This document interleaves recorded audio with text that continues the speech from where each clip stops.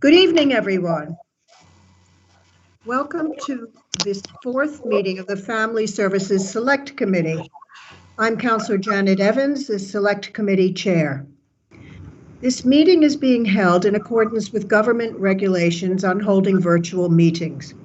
Please bear with us if we run into any technical challenge during the meeting. As in line with government guidance, it is being held via Microsoft Teams. It's live conferencing, and all of us are joining from remote locations. We have an excellent tech team, and hopefully they will be able to keep us going. I also would like to thank them, Tom and his team, for supporting us. It's been really, really handy this last year. This event is also being streamed live, and members of the public and the media are welcome to follow the meeting remotely and listen to the discussions taking place. You will also be able to watch it on YouTube if you have nothing else to do, or if you want to review a certain section of the meeting. The bulk of the fourth meeting of the Family Services Select Committee is dedicated to discussing the education support provided by the Council to pupils affected by the Grenfell tragedy. The education support to children who have been affected is one of the topics we chose to review this year, and we decided that it should be the only substantive item at this meeting. So that is why this is called a single issue meeting. It is also important that we are clear that the meeting this evening is just a part of this review, and it is not the last chance for people to contribute. I would like you also to bear in mind that tonight is about us hearing from the organizations directly providing education support to children. Thus, we will hear from lead members of the Council, officers, providing education services. We will hear from representatives of schools located in the most directly affected area. We will hear from community organizations working directly with children and young people affected to support them in their education.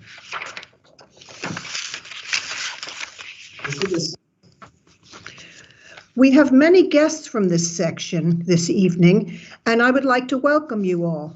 This is an area that's very close to my heart, and I'm really happy that we have an opportunity to speak with you directly. In addition to this meeting, we will also be hearing from families affected in a separate session to this meeting via a call for evidence from schools and community organizations providing education support, which are not present here this evening, but we will be hearing from them. Our lead on this working group, my vice chair, Hamish Adorian, will be organizing Microsoft Teams meetings directly with families and children. We have also asked all ward councillors in North Kensington to feed back to us. Hence, the gathering of evidence on this issue does not finalize this evening. It will be very much ongoing during March. Members of this committee will meet again later in March to revise all of the evidence gathered and to draft recommendations. These recommendations will then be presented to the Select Committee meeting in April for discussion and agreement, and I hope you'll all join us. I would also like to welcome the interested parties and stakeholders with us this evening, as well as any first-time viewers or listening to this Family Services Select Committee. Welcome, and thank you for coming tonight. We will now have 72 seconds of silence. As in all our meetings, I think it would be appropriate for us to start in this way, to remember those who lost their lives in the Grenfell tragedy.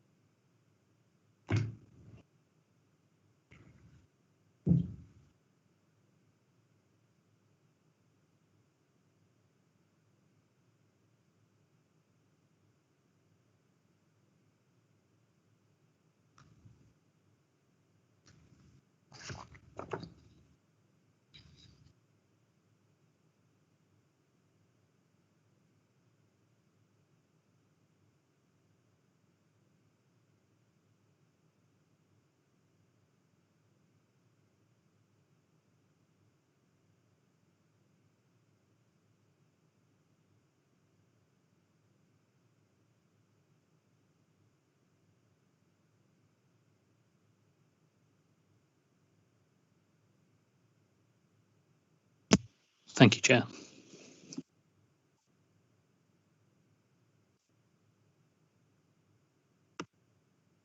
Your microphone is muted, Chair. Right, can I ask a question about your introduction, Councillor Evans? Yes. You said all North Kensington councils had been asked to provide evidence about their experience. I haven't been asked myself as yet. When are we going to be asked? I think you can ask that question later when we come to the question and answer session. Be very happy to hear from you, Councillor Blakeman. Well, I'd rather submit my comments in writing if I'm formally asked. But in your introduction, you said that we had been asked, and I haven't been asked personally. Well, can I'd be very happy because I have seen some emails where you were asked to contact different associations in the area. Perhaps one of our officers can supply those. Is that what you're referring to?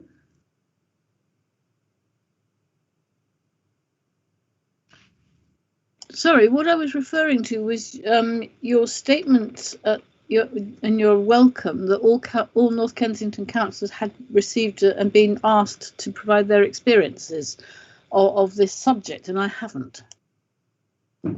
Right. Well, I think unless anyone wants to comment on that now, we can comment it when we start going on the meeting, because you will have an opportunity. But you have been asked to submit questions from what I understand. But why don't we ask that of the... We were asked to submit questions, but not for our experiences. And having read the papers, I mean, I'm quite horrified, frankly. Right. Well, I think we can have that minuted, and I think it's appropriate to bring that up when we start having the discussion about friend. We're listening for evidence tonight, and I hope that Councillor Adorian, who is leading on this, will be very happy to take your questions. Councillor Evans, may I quickly respond on that? Just on that process, if I may. Yes, as part of the working group, we agreed that all North Kensington councillors receive a special survey, specifically asking them to inform us about their experiences. If that email hasn't already gone out to all the North Kensington councillors, I'll make sure that it does. It has been written, I've seen it, so that should be going out if it hasn't already. I'm sorry that it hasn't. Thank you. I've received a copy of it, so and I guess Paula Portis, our officer, can confirm whether you received it or not. Okay, so let's move on with that. I would ask that members of the committee only unmute your microphone when you are addressing the meeting, and to save bandwidth, please only switch on your cameras when speaking, and remember to switch them off when you've finished. Thank you. That would be really helpful.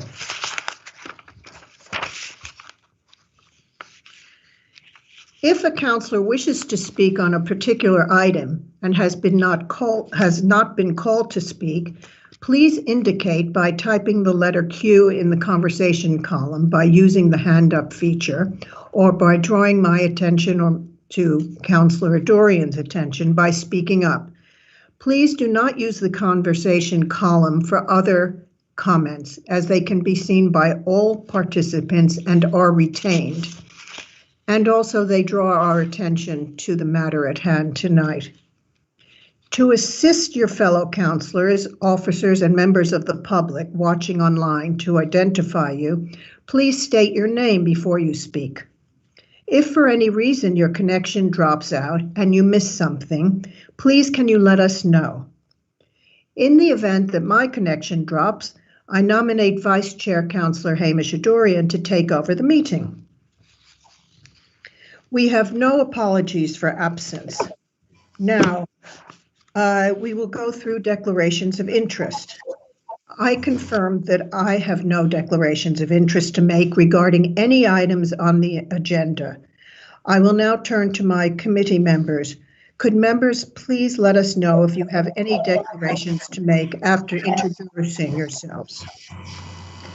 Councillor Adurian. Hello, good evening, everyone. Councillor Hamish Adurian, and no declarations of interest. Councillor Williams. Councillor Charles Williams, Redcliffe Ward, and I have no declarations of interest to make. Councillor Mills.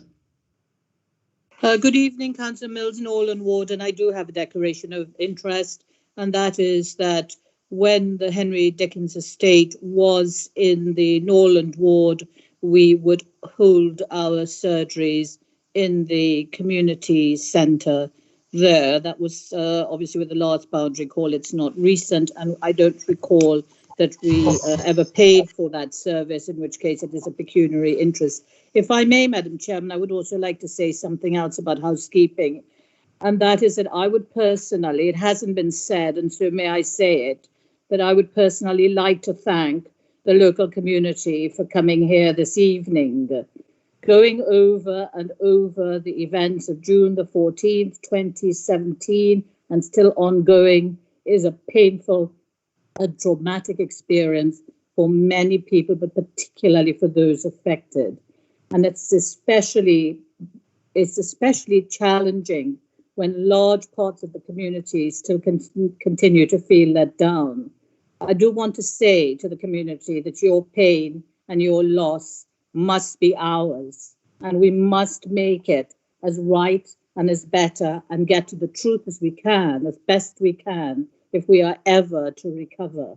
And I did want to say that because I think that that acknowledgement should be made this evening by either chairman, because people here this evening will be giving evidence on very, very traumatic events that have happened since June the 14th. Thank you, Madam Chairman. Thank you very much, Councillor Mills, for your moving words. We appreciate it. Now we go on to Councillor Nail. Thank you. Good evening, everyone. Councillor Nail, Colville Ward, and I don't have any declaration of interest. Thank you very much. Councillor Maxwell Woodger. Councillor Maxwell Woodger, Queensgate Ward. I have no declarations of interest. Thank you. Okay, and Councillor Blakeman, do you have any? No declaration. No, we already heard your comments and we take it on board. Thank you very much. The co-opting voting members, I think Father Samuel McNally Cross. Thank you, Madam Chairman. Father Sam McNally Cross. Thank you, Madam Chairman. Father Sam McNally Cross, adopted member. One of the schools that is reporting this evening, I believe in report A4, is part of the federation of which I am ex officio. Governor. Thank you very much, and I hope you're feeling well. Councillor Richard Derricky. Not Councillor, Richard Derricky, co-opted. Thank you, Chair. Yes, I'm co-opted member, parent governor, and no declaration of interest. Thank you. And co-optee Estella Gomez. Good evening, all. No declaration of interest. And Kathleen Williams. Thank you, Councillor Evans. I'm Kathleen Williams, and I have a declaration of interest as co-author of the Five Schools paper that's being presented this evening. Amy Kelleher, who is the head of school at St Francis of Assisi, will be presenting on behalf of St Francis of Assisi. Oh, thank you very much. Now, could people please put their mics on mute, because we're getting a lot of feedback and I want our members of the public to be able to hear clearly. Thank you, that's much better. We are going to do the minutes at the end of the meeting because we would like to get cracking straight away. A lot of people are here and we want them to get their chance to speak to us. So I shall now hand the meeting over to Councillor Adurian, my vice chair, who is running this single issue meeting working group. Thank you very much. Councillor Adurian, could you please take over? Thank you very much, Councillor Evans. And yes, I shall certainly do my best to lead what is, of course, a very important discussion this evening. And let's remember that we are nearly 3.5 years on from the Grenfell Tower tragedy, and after another unprecedented year, it is absolutely right that we do continue to focus on the well-being of all the children and young people affected by that tragedy and how best this council can support them going forward. And of course, a key aspect of their well-being is their learning and education, and even more so over this past year when so many children and young people have been really subject to a lot of the unique pressures associated with the impact of the coronavirus crisis, really compounding the aftermath of the tragedy. And as Councillor Evans mentioned earlier, this meeting is indeed only part of the work that we are conducting in our review of this issue. And I do look forward to further dedicated meetings throughout March with families and pupils, which is being arranged, and with other meetings with other community stakeholders as well, in helping inform the recommendations that we will be presenting at the April meeting of the Select Committee. Tonight, we are hearing from those who are directly working with and supporting children in their education. Tonight, therefore, we have invited the lead members. So these are the lead members responsible for family and children's services and the lead members of communities under whose portfolio the dedicated service falls, respectively, Councillors Josh Rendell and Councillor Anne Siren. Welcome to them both. And they are both being supported by their respective senior officers to talk about the education support provided by the council to pupils affected by the tragedy. And we also have present this evening the council's chief executive, Barry Quirk, who is also here to respond to any questions that we may have later on. Apart from council officers and lead members, we have also invited representatives from a number of schools and community organisations, and these include, for the schools, St Clement's and St James. We have Oxford Gardens Primary, St Francis of Assisi, Thomas Jones, Avondale Park. We have Kensington Aldridge Academy. We also have Kids on the Green, Latimer Community Arts Centre, and Harrow Club. And may I say welcome to you all, and thank you for being here this evening. And may I also thank all those who submitted reports to the committee in advance, which have been hugely helpful. Thank you for that. So in terms of running order, I will first invite the lead members for Family and Children's Services and for the dedicated service to speak first, for a total of 15 minutes altogether, focusing on what support the council has provided and how they believe it is working. I will then call on the schools and the community organisation representatives to speak for a maximum of 5 minutes each about their appraisal of the support that they, as their respective organisations, can offer the affected children and the kind of support that their school organisation has received from the council, and any suggestions on how that provision may be improved. I will then finally ask other stakeholders that have also expressed an interest in speaking this evening to also contribute to the conversation, and may I also thank them publicly as lead of the working group in particular for taking the time to attend this meeting and share with us their experiences. I do appreciate it is not always easy, so it is greatly valued very much. So finally, I will then, once everyone has finished speaking, I will open the floor to questions from committee members, from other councillors who may be present, and also from residents as well. So without further ado, I will hand over to the lead members, Councillor Josh Rendell and Councillor Anne Siren, and I would encourage you to be as concise as possible. Over to you, Councillors Rendell and Councillor Siren.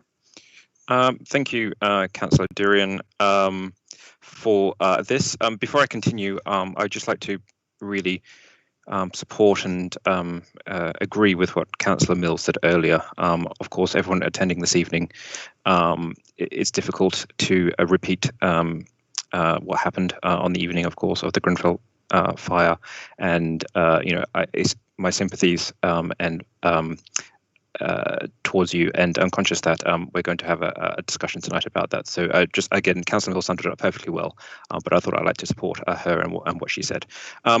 Before I continue, thank you, Councillor Durian. I'm for those people who don't know me, and for those people tuning in, I'm Councillor Josh Rendell. I'm the lead member for Families and Children's Services. So of course, your committee scrutinises me and the officers and holds me accountable to the council. So that's kind of how it kind of all fits in. I'm going to present paper A4, which is in the pack, and that is in regards to the Grenfell Education Fund. And my colleague on the leadership team, Councillor Siren, will speak about the dedicated service paper, which is the following paper.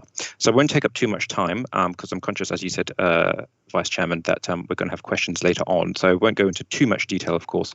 I'll just give an overview and a summary at this initial stage, and we can get into the more nitty-gritty details later on in the evening.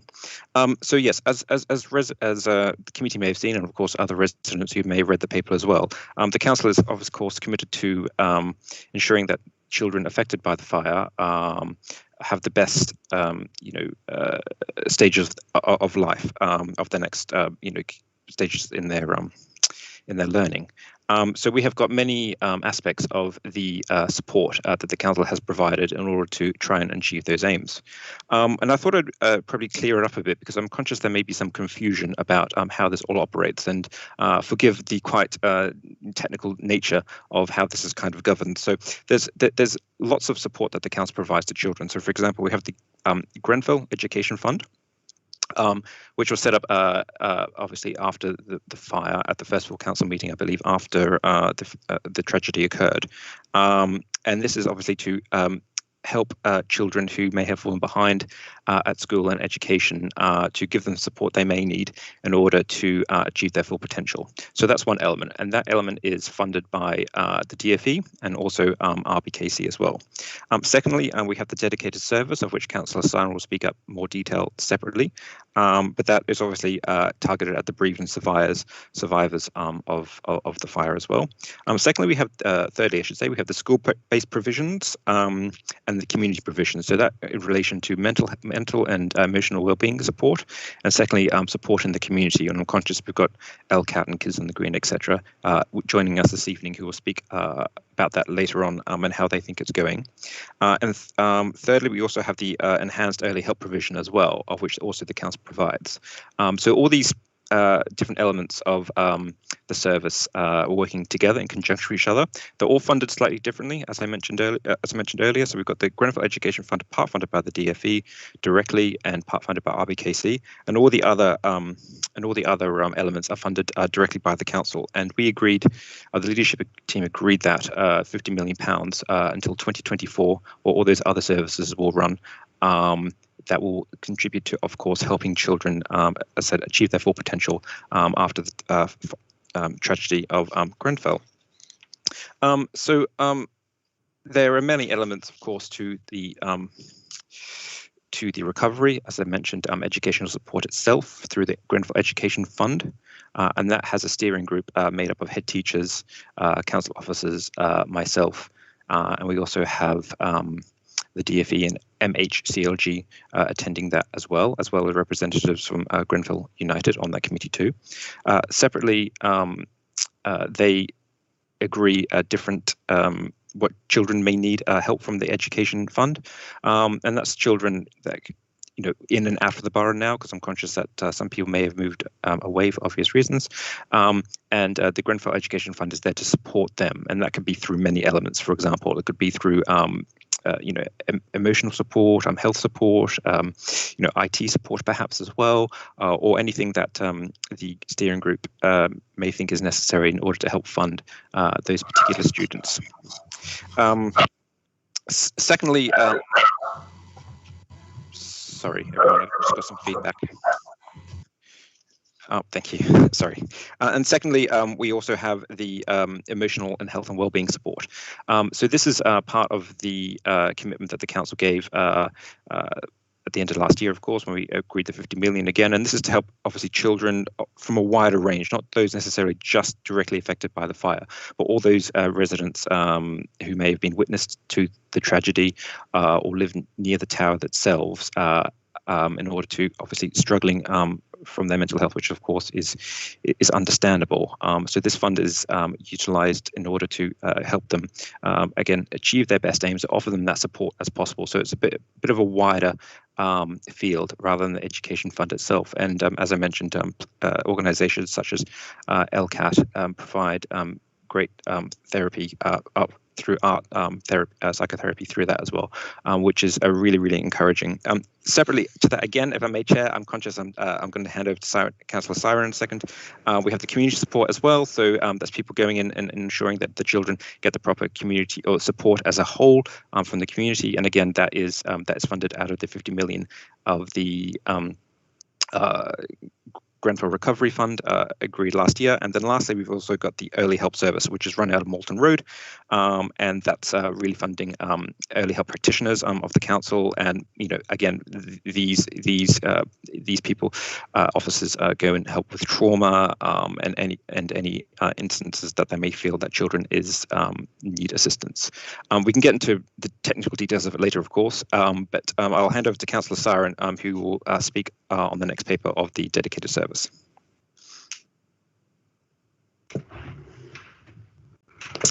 Well, thank you, Councillor Rendell, and thank you, Vice Chairman, and thank you for the opportunity to speak to the committee tonight. I just wanted to reflect on what Councillor Adorian has said. This has been an unprecedented year for all of us, but particularly our children. I mean, the fact that they haven't been to school since the beginning of the year really just sums it up for me. And our Grenfell affected communities and our bereaved and survivor children and young people, they've been through a terrible tragedy 3.5 years ago, and now they've faced another year of disruption and anxiety. And we're here to talk about those children and young people tonight, to discuss support for them and to get feedback on the various services, programmes and therapies that A5 deals specifically with the educational support provided to bereaved and survivor children and young people through the dedicated service. This is funded out of the dedicated service budget, which comes from the £50 million budget committed by the council to support Grenfell recovery services. The emotional support provided through the dedicated service is separate from the other initiatives we are discussing tonight, which includes the Grenfell Education Fund, which Councillor Rendell has just talked about. So the education service forms part of the dedicated service for bereaved and survivors, which has been in place since July 2019. It's also important to say that the design of the whole dedicated service has been led by a steering committee, and this has been a transparent and open process with full consultation with the bereaved and survivors, and it is designed by them. The team is led by a senior education lead officer and covers a wide range of areas that supports children and young people in achieving positive outcomes with their education, working closely with them, their parents and the schools to provide joined up support. So this includes one-to-one support, EHC plans if needed, advice and guidance for parents, support around transitions between different phases, which includes supporting parents and children to secure school and college places, and longer-term careers guidance and planning for the future. And approximately 80% of eligible bereaved and survivor children and young people, which is up to the age of 25, have accessed this support since it was put in place. And about 70% of these live in the borough. Following the outbreak of COVID-19, we heard very clearly from bereaved and survivor families that they felt their children needed additional support to cope with the impact of the pandemic, especially given the trauma that they'd already experienced. And families felt really strongly that COVID was going to result in further interruption to their children's learning, and quite rightly, it has. So following discussions with a wide range of bereaved and survivor families and with the dedicated service steering group, we put in place a new targeted education for recovery programme to tackle this.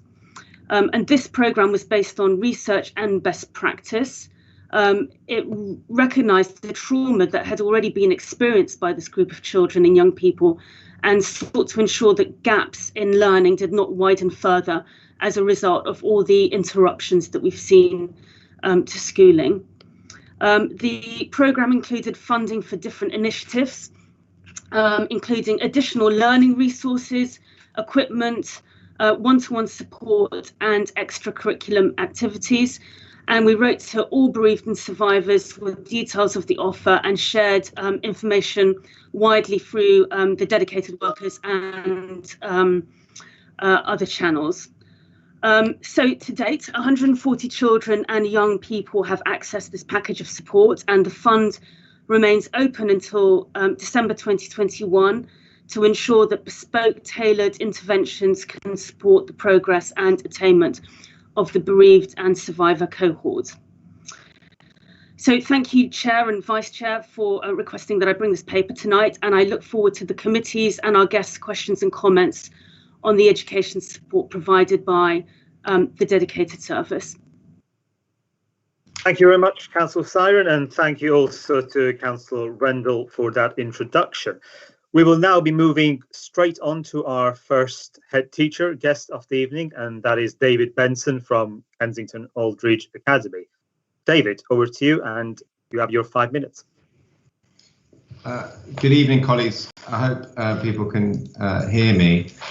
I'll try to whistle through this. Broadly speaking, we feel well supported by the council on this issue.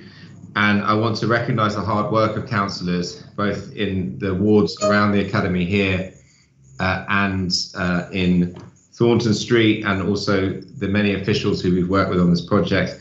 It's been mentioned in earlier inputs about the dedicated service. I would say that Lauren Fernabach, Callum Wilson, colleagues working in the dedicated service have done an excellent job and continue to do an excellent job and continue to really be a great help. What Councillor Rendell described, which was a sort of quite a span of different interventions and different supports, each serving different needs, I recognise that, and I think it's exactly what we need. I'll just make progress here. I hope people can hear me. I'm getting lots of things popping up, but I think I'm getting through here. You know, people know that there was in my school, which is a large secondary school with 1,300 students, many students were badly traumatised by what happened. And also, it's not just the number of people that we lost, but the circumstances in which they died. And that has long-term impacts, and lots of research into these kind of tragedies, not that there's anything quite like Grenfell, but you see what I mean, would suggest that, you know, these problems will persist for some time. And the physical reminder of the tower, obviously, is a big factor in that. What we've tried to do as a secondary school is we've tried to balance the need to support students extensively with the trauma, grief that they've felt, and put in place a whole range of extra help for them. We tried to balance that against the need to try to maintain expectations around issues like attendance, for example, or like behaviour. And I think broadly speaking, we have been able to do that with the support of lots of others in the community. My only observation then is just to say that schools really do need to continue to have the resources to do this work. I am concerned about deconstruction or potential deconstruction and how what that might drag up in terms of the emotion of the situation, and I think we'll need support certainly through that. Support basically falls into three categories in our school: student therapy, student counselling, which is sort of more about coaching and advice, and then mentoring, because a lot of these problems in terms of mental health can manifest themselves in difficult behaviour as well. And schools also need an element of leadership to coordinate those different things and to link with the right organisations in the community. And I would just completely echo what's been said, that it's not just about the impact of Grenfell. Actually, some of these services are really important for wider vulnerabilities, COVID or otherwise, that people might feel. So if you as a head teacher, if you hire a therapist to help work with students about trauma they feel regarding Grenfell, then that therapist can quite quickly also have an impact on other vulnerabilities that young person or the family might have in their wider life. So I just think that we need to keep going. We need to keep the resources that we have in place, and we need to be patient, because I think there is still several years. There's certainly still several years to go on this, and I accept there hasn't been any data from exams last year and this year, but I think if there was data, it would clearly show that you know, these impacts are still very real in terms of the long-term students' prospects. Thank you very much, David. We're moving on now to Sarah Cooper from Oxford Gardens Primary School. Sarah. Thank you. First of all, I'd just like to say a big thank you for the opportunity to speak to the committee this evening. It's very much appreciated. So basically, to start with, in terms of how the children are actually doing, it's very much an ever-changing picture. There have been many factors that have contributed to this, and over the past couple of years, things like the way that the community has become very transient in terms of the number of families who've moved out of the area or who have been moved out of the area, and those that we've taken in as well have contributed, a great deal to the way that things have run within the school. The recent impact of COVID has been incredibly destructive with regard to the progress that our families have made. And I think that it should be really reinforced, and I know that this is said within the paper written by our heads, is that our whole school community has been traumatised by Grenfell. It's we know that we have specific groups who've been specifically impacted, but it's the whole community, and day-to-day life just will never be the same. The COVID has unfortunately meant that they've experienced secondary trauma, living through something that none of us really believed possible, and it's the second time that this has happened for them, and it's severely impacted on the progress that they've made over the years. In addition to that, the inquiry and the stress and the strain that this has put on the whole community, and families who have acted completely out of character because of the stress, of all the media coverage and of being part of the inquiry. We've just noticed that has had a huge impact and has really stopped us in our tracks. You can see the impact with many of our children who, have made substantial progress and have been doing really well with the wonderful support that they've received. But you can see that they've been reverting, once again to behaviours in terms of distancing themselves from situations and limiting their communication. So again, we've been set back and we've had to work with that to move forward. Ongoing things happen on a daily basis that we have to deal with them. And, as I've said, the progress has definitely changed. In terms of the staff team have been absolutely extraordinary with the way that they've nurtured and supported the whole community throughout the past 3.5 years. And that has really enabled us to move forward. It's just been unprecedented what's happened over the past year, which has really set us back. In terms of the support that we've received, one of the key things is that being able to provide support through our own staff. Our own staff are very trusted by the community, and being able to actually ensure that they can provide the support that's needed has been crucial. As I've said before, all of our staff, who especially have been with us for long periods of time and were here when the fire happened, have been totally committed to working with our community and to enable them to build a new way forward, which has been crucial. We had, just as an example of that, we had a school counsellor that we shared with Avondale, and she already was an established member of our school community when the fire happened. So with engagement with the families and everything, it was made a lot easier because the families knew and they trusted her. And the strategies and all the projects and everything that she did were extraordinary. And it really enabled our community to really come together and move forward. our educational psychologist has been extraordinary throughout all of this. She's been a real rock for the whole community. She supported us and the staff team throughout every step of the way. And we wouldn't really have got through the last 3.5 years without her. It's been quite extraordinary, the support that she's offered. She's worked closely with all the family, staff and individual children, and the educational psychology team through the borough have worked with us with a wide range of different materials and resources, which have been completely invaluable. We've had support from an additional counsellor. Unfortunately, our counsellor did leave.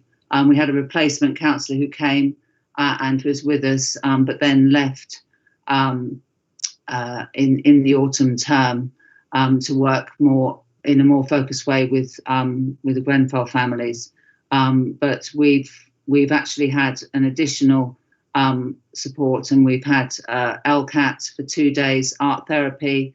But we could just do with so much more of that, because what we did have with Balby, we had access to something called the Art Room, which was an incredible resource and was actually taken over by Place to Be.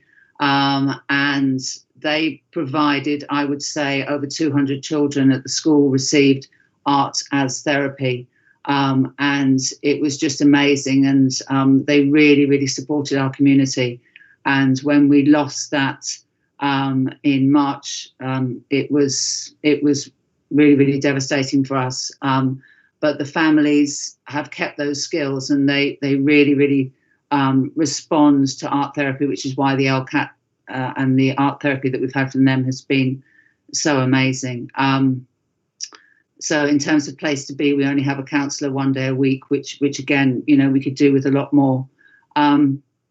The Grenfell Education Fund has provided us with valuable funds to support our staff and our inclusion team, to enable the children to be in places where they can learn, because it's all very well and good looking at all these ways that you move the children forward in terms of catching up and getting them, covering areas that they haven't been able to cover, etc., etc. But the most important thing is for them to be in a place where they can learn. And if you haven't got that, you've got nothing. So that's something that we really have very much focused on. And the progress that the children have made over the years has been improving. And we've been really proud of that as a team.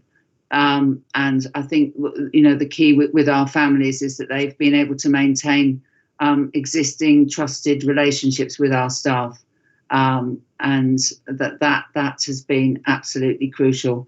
In terms of how this provision could be improved, the paper that has been put together actually expresses everything from our point of view and what we would like to see. We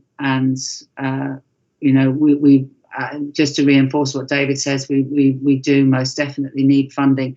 It's not something that can just suddenly stop. This is an ongoing thing, and will be with us forever. And we need to have the funding to ensure this community can move forward in the way that they most definitely deserve to. So thank you. Thank you, Sarah, and thank you, David, as well. I understand that both David and Sarah need to leave early, so thank you both for your contribution. I'm sure many of the points that you've raised will come up in the discussion later. May we now go on to Katie Blackler from Avondale Park and St Anne's Federation. Katie. Good evening, everyone. Can everyone hear me? Yes, I hope yes. So. Yep. Thank you. So I'm the head teacher of Avondale Park School and St Anne's Nursery. And I'm just sort of going to go through your 3 questions that you asked us, which was, in your experience, how affected children that you're in contact with doing. I think, as Sarah and David have both alluded to, obviously progress in all aspects of their little worlds is up and down. I think that is fair to say. There are many things that are going really well, or have been up until various lockdowns, in which they have truly benefited from support from the community as well as from within the school.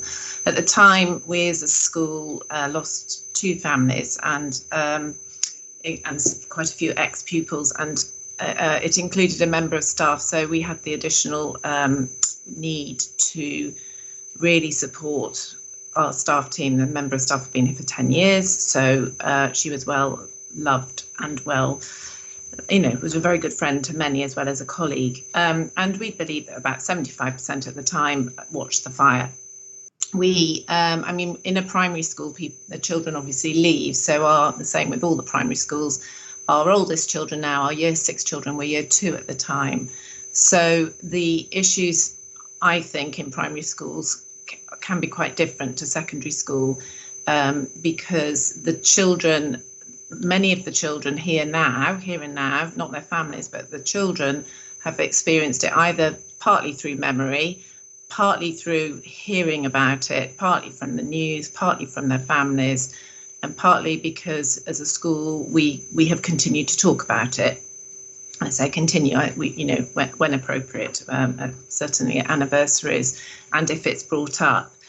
Our year 5s had a little boy who died, so that year group are very troubled.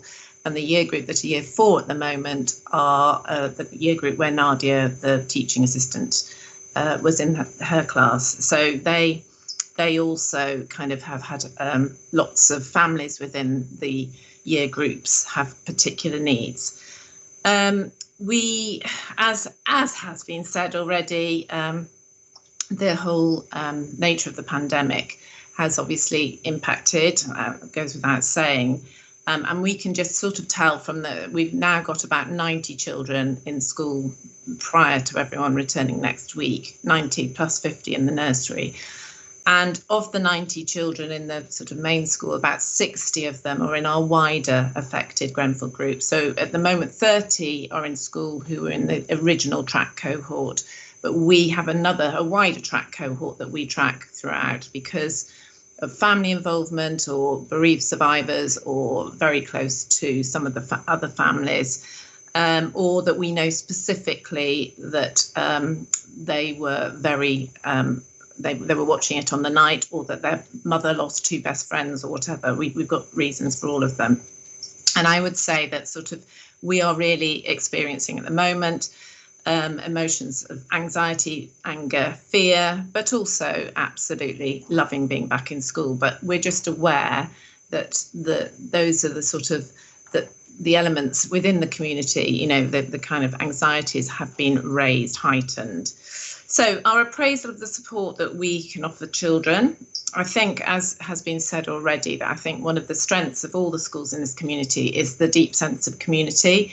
And I speak just talking about these 2 schools, but we are very fortunate, as are lots of people here have been here for many years and are experienced and very skilled at supporting these particular families. I think that, we have given lots of training to our staff in terms of bereavement, in terms of trauma training, but I think also there is a deep sort of trust, and it's a safe place and generally parents trust us. So at what we have managed to give, like Sarah said, at the time we had 6 of our own, 6 days of therapy that we had chosen to pay for within school. So we chose to keep those people that our children and our families knew, rather than having lots of new people coming in from place to be. And that was just how it worked at the time, because we felt it was important that they knew them. So we maintained some of them, but some of them have gone, and partly due to funding, money, etc. But 2019 to 20, we provided support for 59 children. And I did produce a paper, which I'm not sure if that went to people, but there were some lovely comments. They do a sort of a review at the end of their therapy, and it's very, very positive, as you would hope, about. And it can be very general, but it can refer specifically to the fire. I feel more confident to talk with everyone. My brave voice is extremely bigger. I have more confidence now. I use my words now. I've learned to react, not to act, to say no if I don't want to do something. I've learned to have a smart brain. So lots and lots of very positive comments that are useful. We've also used some of our Grenfell funding for provision of places at breakfast clubs and after school clubs, because we've felt that those sort of social places that can be social but really important. We've also used them at places for holiday play centres. And we have really valued, particularly the first year, that lots of funding was given to holiday play centres. I can't tell you the need for many of our families to have things going on in the holidays, and I'm a bit concerned at the moment that it seems like there isn't going to be much this Easter. We have been part of a bid to put forward, but it seems like there may not. Anyway, that's going into, but I do believe that's really important for the families. And I think, as I keep saying, I think the staff team, again, have shown huge strength and skills and support and sensitivity, and have supported the families. The support we've received from the council, we have benefited from Grenfell Health and Wellbeing, the CAM support from there. Many of our families have used that, and we've liaised really well with them. We love LCAT. We use them. I mean, well, they support many of our children, but we liaise with them very, very well. And we've worked together very well. We implemented Mind Up, like lots of schools did. I think the funding came through from the borough for that, which is a way of sort of mindfulness, but it's a way of supporting children and adults to sort of self-regulate with their emotions. We work very closely with other places in the community, Clement James Centre, Rugby Portobello, Harrow Club, and really value the fact that there is a sort of sense of everyone working together, and we do liaise very closely with those adults there. We have worked with Lauren. I think she's more working with the secondary schools, but there have been specific families that we've worked closely with Lauren, which has been really helpful. And I think in terms of provision being improved, I just once again plead that it's not even, yes, I'm sure it could be improved, but most importantly, it just needs to be continued. We're one of the schools with falling roles at this moment, and we're acutely aware that if the money goes down, we are unable to support. We will be unable to support. One of the things I haven't said is, as I said about earlier, that I think our staff have all been trained really, really well.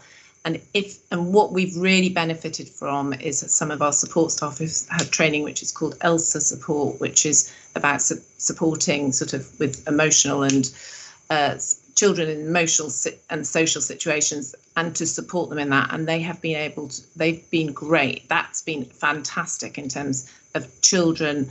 If they're not managing, can take them out of a room and quickly calm them and sort them, or not so quickly, but at least they have skills to do that. And what I'm quite concerned about that is if we lose that knowledge from the staff in schools, we may not be able to support our families as well as we have done already. I hope that was clear enough. Thank you, Katie, for that view from Avondale Park. Thank you very much indeed. Moving on to David Sellens from Thomas Jones Primary School. David. Good evening, everybody. My name is David Sellens. For the last 20 years, I've been the head at Thomas Jones in Ladbroke Grove. I'd like to echo the words of my peers to thank everybody for inviting us to speak this evening. In regard to the first line of inquiry, how well affected children are that we're in contact with, one has to remember that everything is relative and somewhat contextual, but against the odds, in many ways, very well indeed, both in regard to those who lived in the tower or adjacent to it on the night of the fire. Evidenced by the remarkable 98% attendance of these pupils, alongside exceptional learning outcomes. We continue to be amongst the top 3% of highest achieving schools nationally, but I suppose more important, the exacting human relations that exist. Families, They continue to seek our advice and guidance, and I don't think it's any exaggeration to say that they wholly depend upon that support. There is also an incredible and palpable trust that exists between home and the school, demonstrated in real terms by the robust nature of the relationship with the community that we serve. Looking to the second, touching upon the appraisal of that offered the affected children and of the support received from the council. We are fiercely independent, resourceful and solution focused. Some might say we are rather idiosyncratic. And we're grateful to the local authority and the council for respecting those qualities and affording us the autonomy to function how we see fit. This has very much paid dividends. The model that we've employed, there is no doubt that it has been, to a large extent, successful. Where we have worked in partnership with outside agencies funded by the council, these ventures have been fruitful. I'd also like to say a special thank you to the Director of Education, Ian Heggs. He has been overtly supportive throughout. The third and final strand asks us to consider provision and how this can be further enhanced. And the simple answer is through finance being made available to retain expertise. I think you'll all concede that there's a theme running through everything that the heads have spoken about so far this evening. The dynamic has definitely shifted, in no small part because of the pandemic. Children and families who have made enormous progress, but in some cases this has now stalled. Wounds that had begun to heal have opened. The quality of that accorded cannot be sustained if the staff to pupil ratio is reduced, as is likely in the current funding climate. Thomas Jones is full to capacity. We have 225 applications for 30 reception places last month. 75 prospective parents cited the school as their first choice school. And I mention this simply to illustrate that we do not have a falling roll or indeed a deficit budget, but are already in the process of making £100,000 worth of staffing cuts, including our very long-serving play therapist, of which we cannot afford to replace. If we are to do what we have done in the past and to make a success of this, I dread to think what it must be like in some of the other schools that do have falling rolls. If provision is indeed to be safeguarded and enhanced, there needs to be a sustained period of stability. Thank you. Thank you, David, for that contribution from Thomas Jones. Thank you indeed. Moving on to St. Clement's and St. James Primary School and Sarah Bouet. Sarah. Oh, hello. My name's Sarah Bouet and I'm head of 2 schools in North Kensington. I've been head at St Thomas's for the last 17 years. It's an outstanding school, just a little bit further away than St Clement is. And I have been in a really unique position to see the difference, I think, between the impact on St Clement and the impact on St Thomas's. And along with my colleague Ellie Douthwaite, who's head of the school at St Clement, we've seen that the disaster has had a really staggering effect on children's health. And some great support from LCAT and from some funding for learning mentors. But I think we were starting to move forward as a school. So I've been there 2.5 years. And I think a year and a half in, we were starting to move forward when we were rather stopped in our tracks by COVID coming along. And we noticed in September that even more children have come back with behaviour that is causing us great concerns. We noticed that families are really struggling to cope. And it's taking a great deal of really skilled support from very experienced staff to work with children who are experiencing this level of trauma. The work's very rewarding and we've had a good level of success in many cases.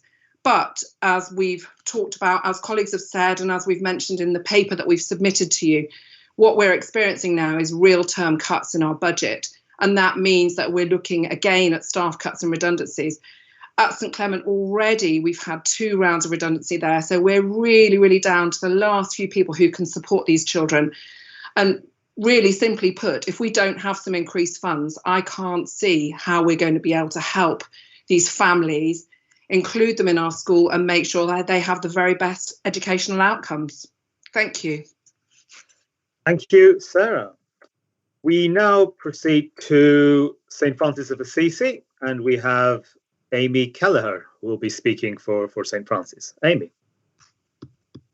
Hi everyone. Thank you so much. I'm probably going to say a couple of things that are very similar to that of my colleagues. At St. Francis of Assisi, again, we see every day is a different picture. You don't quite know what you're going to get day on day with children, their behaviour, how they're feeling, and we're dealing with a very complex picture, just like the other schools around us. COVID really has compounded the children's trauma, and we've seen that on the return in September, and we're already trying to put things in place for the children coming back in next week. We've also, this time round in this lockdown, we've had an increase of children who we've had to bring into school. The first lockdown was just far too much for many of our families, and we've had to bring in many, many more children than the time before, and that has been incredibly difficult. Some of the things that we have received in terms of support from the local authority, and again, I echo what David said, Ian Heggs and his team have been a massive support to the school. They've been there, they've listened, and where they can and where they've been able to help, the impact has been immense.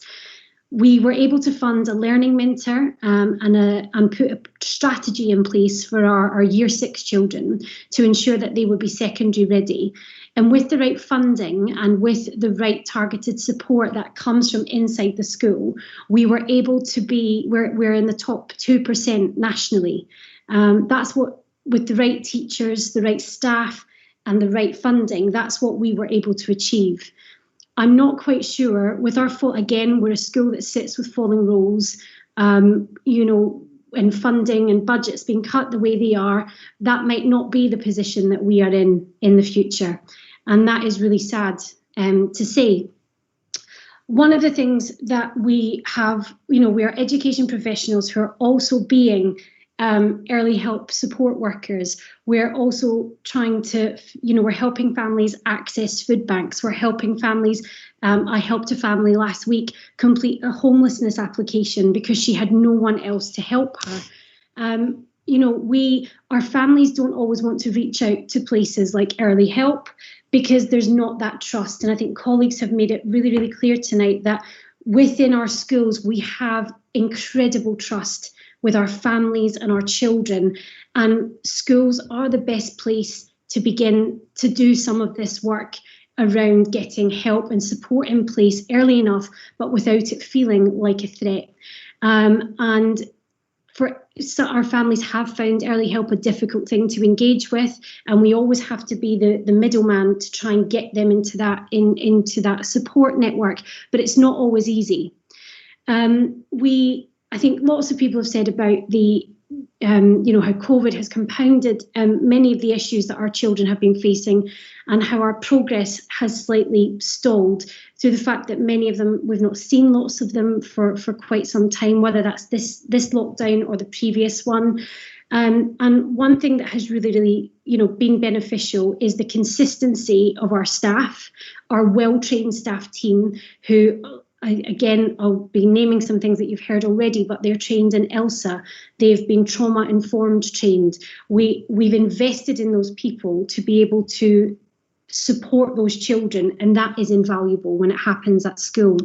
We've also been really lucky to have LCAT, who have been a massive, massive support to the school and the children. We have 2 days of LCAT, and the 2 therapists have been there since just after the fire, and that has been amazing to have the consistency. They know the context, they know our children, they know our families, and with that consistency has meant that they've been able to build up a lot of trust with our families, which has opened up conversations and allowed for children to really get the right support that they need. I think, like everyone's saying, I think the biggest impact is our staff. Our trained staff who we've invested in, they are the right people to do this. They are the right people to give the support, and the school needs the funding to help continue that, and especially to get back on track after the children are back at school, after this is all over, to continue to help them recover. And I think David had mentioned it earlier about that this isn't over. The tower will come down in some capacity at some point soon, and we need to be best placed to support our families and our children when that happens, because it is going to be another difficult milestone on an already very difficult journey. Thanks so much, everyone. Thank you very much, Amy, and thank you also to all the head teachers and executive heads who have spoken this evening. I'm sure myself and colleagues have many questions for you and look forward to that discussion soon. We're now moving on to some of the representatives of community organisations who are working directly to support children in their education. And first of all, I'd like to invite Zoe Levac from Kids on the Green to tell us about some of your experiences providing support to affected children. Zoe. Hello, thank you very much for giving us the opportunity to come and join this really important meeting this evening. For those of you that don't know about Kids on the Green, we started as an emergency response 2 days after the fire on the Norland Green.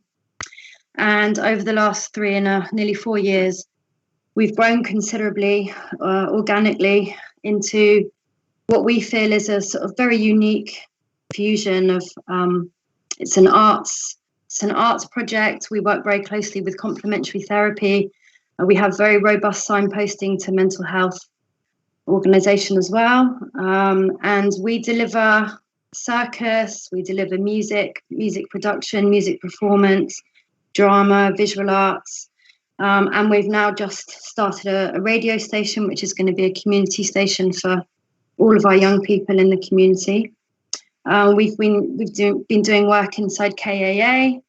We've worked with the NHS quite closely recently, and with other partners around mental health.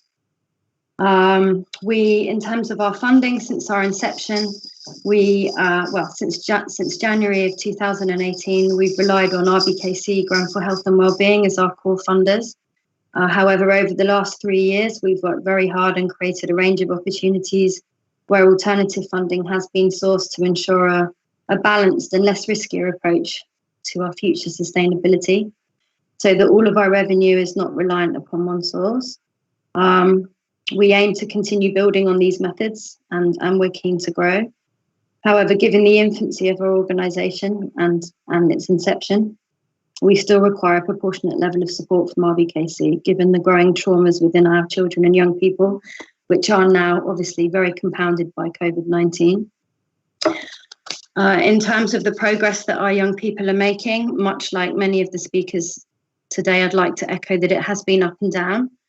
We're now concentrating on the 11 to 21s, particularly the 14 pluses. These are the young people that seem to be coming to and using our service more and more. Kids on the Green is also working with an unprecedented level of more vulnerable and more hard to reach young people. And I think this is because of the smaller group work and one-to-one mentoring that we have organically been able to provide the young people. We're very proud of our growth. We're very grateful to RBKC for supporting us for the last 3 years in particular. In terms of the centre that we're working from at the moment in Latimer Road, we've been able to build our own music studio pretty much from scratch with the help of community donations and help from the LFB.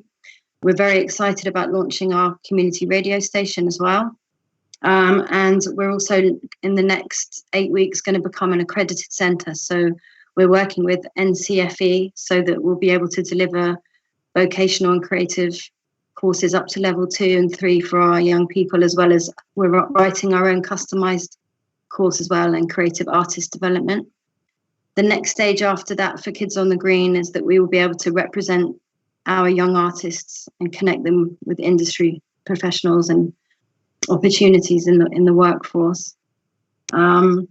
So COVID-19 has definitely impacted on top of what was already a very difficult recovery for our young people. And we're learning as we go along. We're really enjoying the partnerships at the moment, and we're seeking new partnerships in the community. And I think most excitingly as well, we're also launching a group specifically for LGBTQI plus young people.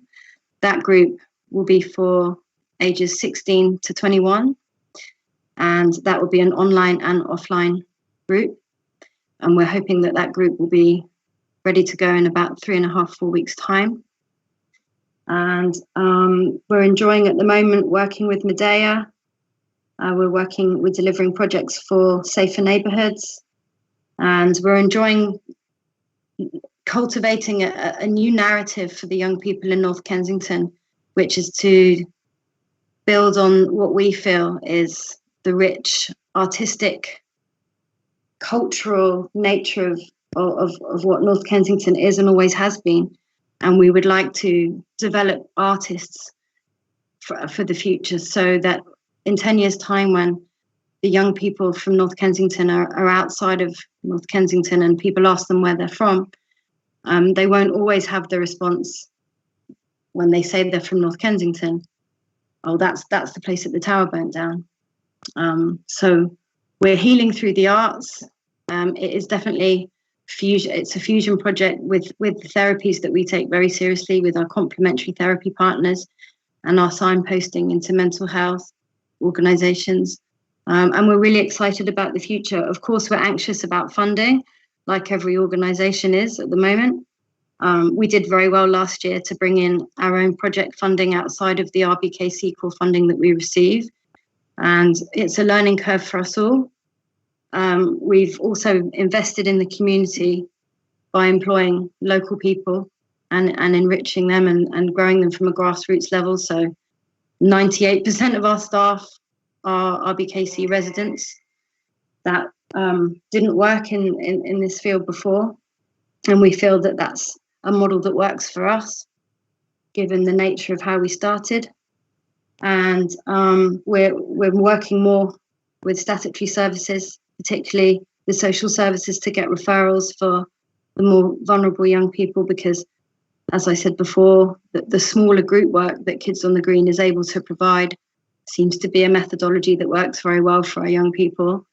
We tend to work with young people that are experiencing loneliness and isolation through mental health issues and bullying, exclusions or risk of exclusions, young people that are involved in gangs and county lines and CSE. And we're looking forward to 2021 as being a year where we can accelerate our growth even more, and continue to help a lot of the more vulnerable teenagers in North Kensington. Thank you, Zoe. Thanks very much for sharing with us all the work that you're doing for the community in North Kensington. I'm sure there'll be many further questions coming up. Maybe move on to Susan Rudnick from Latimer Community Art Therapy. Susan. Hello, hi. Oh gosh, it's quite a lot to sort of say, really.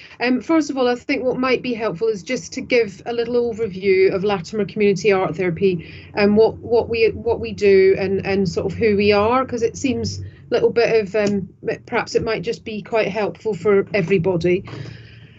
So LCAT, Latimer Community Art Therapy, was formed, at Henry Dickens Community Centre after the fire. Residents opened the centre and took ownership of that space and really have created what is a very warm, welcoming community centre, which is really owned and led by the community. So it was there on the estate that I live on that we began to develop art therapy groups for children and young people, and just to respond to the need. Almost by accident, we kind of then reached out to ask for a resident on Clarendon Road.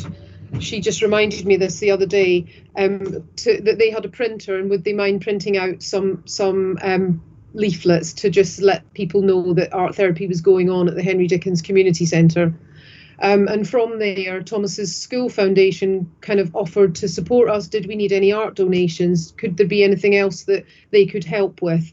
And before we knew it, they were saying, would you think you could support in 9 of the local primary schools? And some of them you've heard speak this evening.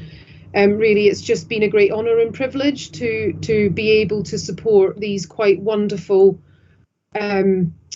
just amazing schools, really. And what I will never ever forget was walking my daughter to school, and her saying to me, "It's okay, mummy, because when we get to school, my teacher will know what to do, and she'll know all about this, because she told us the other week about, something that terrible that had happened, and my teacher will know." And I think that just really, really hit home about how important relationships in schools are, and how important the people in schools are to our children and our community. And these run right through from the head teachers to the teaching assistants to the dinner ladies to the janitors. Absolutely everybody in the schools after the fire were so important. And now, coming out of lockdown, coming out of COVID and the pandemic, we're in this other situation where, again, our schools need to step up, and they will and are the most important place for our children. I've divulged a little bit diverted into some unbeknownst place. I do apologise. So LCAT kind of began in this sort of odd way where we didn't really mean to, and we just kind of began doing the work really with wonderful art psychotherapists who kind of came alongside. And after the sort of initial kind of 9 schools, we kind of grew and built and added, and now we're in 14 schools offering art psychotherapy services. I think most schools have got at least 2 days, some 3, and most need more. We also have our wonderful Henry Dickens Community Centre, which gives us an organisation which has a multidisciplinary way of working with children, which offers youth clubs, children's clubs, all sorts of educational, physical and creative activities outside of the clinical mental health support through the art psychotherapy that allows just a very different way of working in the community. We've managed to build, we created another art therapy room in a disused laundry underneath Carton House on the Henry Dickens estate, which means we've got 2 dedicated art psychotherapy rooms here on the estate, which is just really quite marvellous and something to be incredibly proud of. The community centre itself, the children designed a homework club room with, that they took ownership of. And again, that's been very, very important.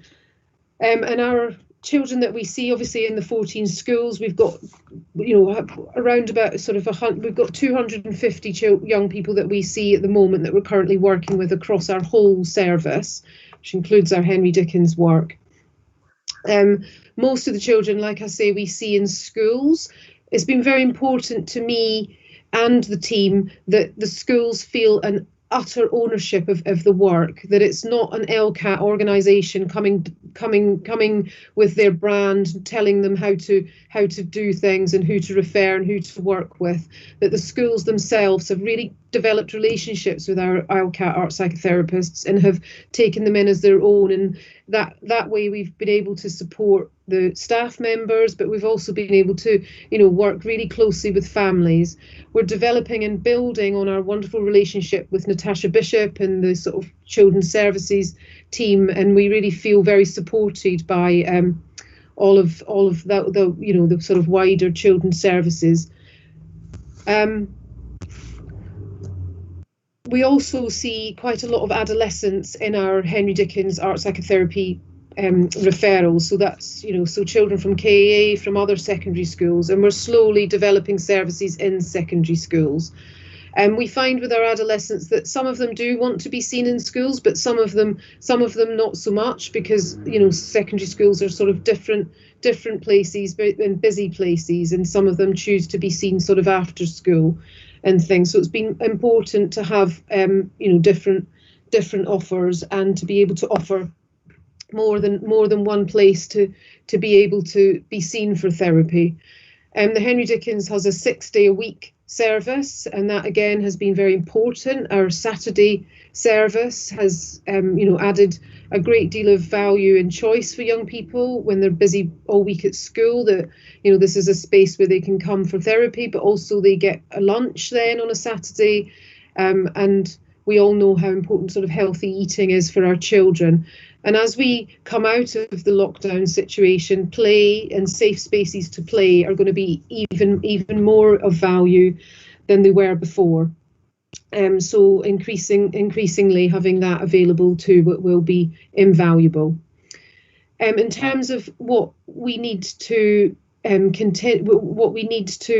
continue with, I think I echo the words of everybody that's spoken, that really we absolutely cannot have less, and we are already working with a minimal amount of resources, and the important thing is that we can build and grow and develop the work that is that provides so much to the schools and the community.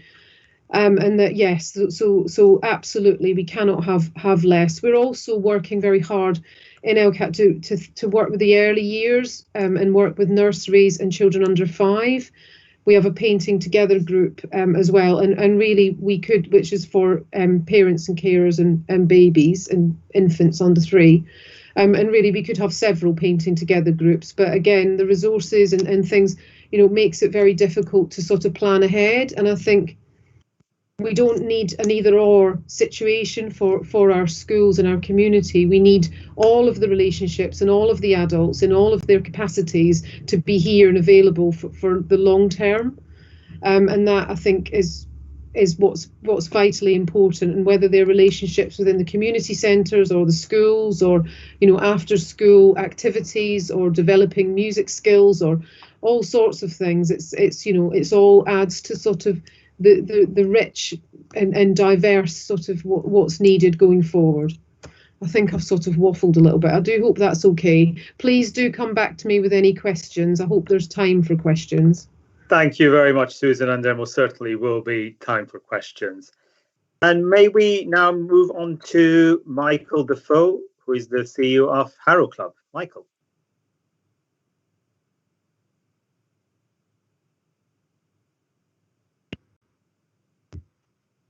Hello, can you see me? Hello, yes, Michael. Yeah, hi everyone. Thanks for this opportunity as well. Just to give a brief account of what we've been doing since Grenfell and beyond. We've been in the community for over 130 years, serving this community in Notting Dale. On the night of the fire, we opened our building to some of the victims and survivors of Grenfell. And we've continued that piece of work on through our youth and community work throughout the number of years that we've been doing it. So for us, obviously, COVID has had the major impact on everybody in the community, especially kind of youth service and youth provisions for young people. Our kind of strategy behind any kind of support and advice for the young people been through Grenfell was to bring back some kind of normality. So, one of the first things that we wanted to do was bring back the youth clubs, which we run a junior and a senior youth club throughout the week. We've got a number of different projects as well. So that's, music project, drama, similar things that people have mentioned before. All of these are done with therapists as well. And we've got quite a local network of youth workers that we work with. And they've had their pulse on the finger, if you like, of the young people that have been traumatized. And we've been targeting those individuals and their families because we feel that, it's a joint up service that we want to have, not only with the young person, but also with the parents where they spend majority of their time. So we want to have as much impact as possible.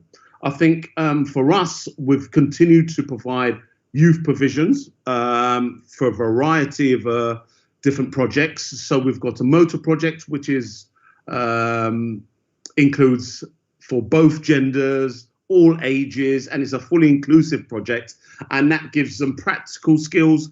We get to do that thrill-seeking type of event as well, and this is the last time we brought this out. It kind of halved the crime of vehicles within the community by half the last time. This is probably about 8 years ago.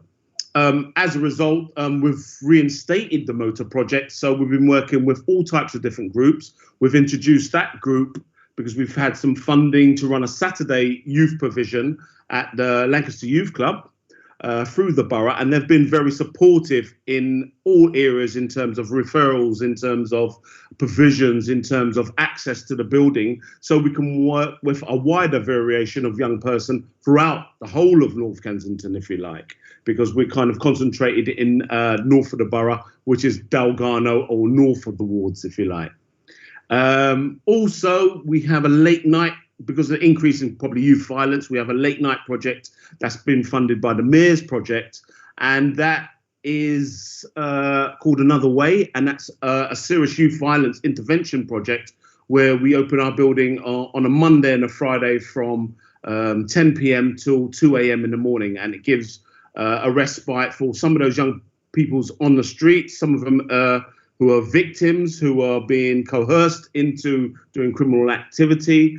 And we try to create a safe haven, if you like, for the young people, so they're not looking over their shoulders. They can engage in employment, education, activities, fitness, and it's a whole well-being element to the project. So it's not only about youth violence, but it's about addressing the issues which are obviously in the national headlines.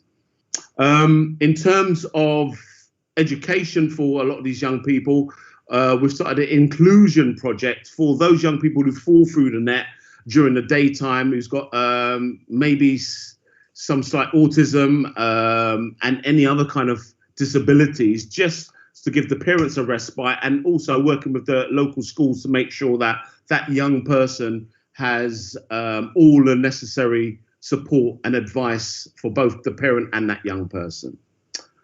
And apart from that, we're dealing with COVID, and we are running at this present time. We have 5 projects running throughout the COVID period, including tonight with our Another Way project. Also, north and south of the borough, we're going to introduce the late night project on the Friday night south of the borough, because there's been some fatal incidents up in the south. And we just kind of concerned about addressing issues around serious youth violence, not only with RBKC, but also with the Metropolitan Police and the Mayor's office. I think I'll stop there. It's probably my 5 minutes. Thank you very much, Michael, for that very helpful contribution. I'm sure there'll be plenty of questions coming up. We've also had a number of requests to speak from various stakeholders representing bereaved families and survivors of the Grenfell Tower tragedy. We welcome you all this evening, and we want to hear from everyone. And may I also extend a particular welcome, if I may, to Grenfell United, who represent the majority of the survivors and bereaved. Thank you for attending the Select Committee this evening. I will be inviting representatives of each of the organisations to speak again for up to 5 minutes each. And again, as mentioned at the very start of the meeting, there will be further opportunities over the course of the coming weeks for families and pupils to share their individual experiences in more detail with the working group to help us inform our recommendations. So may I start with Grenfell Next of Kin and Kimia Zabian. Kimia.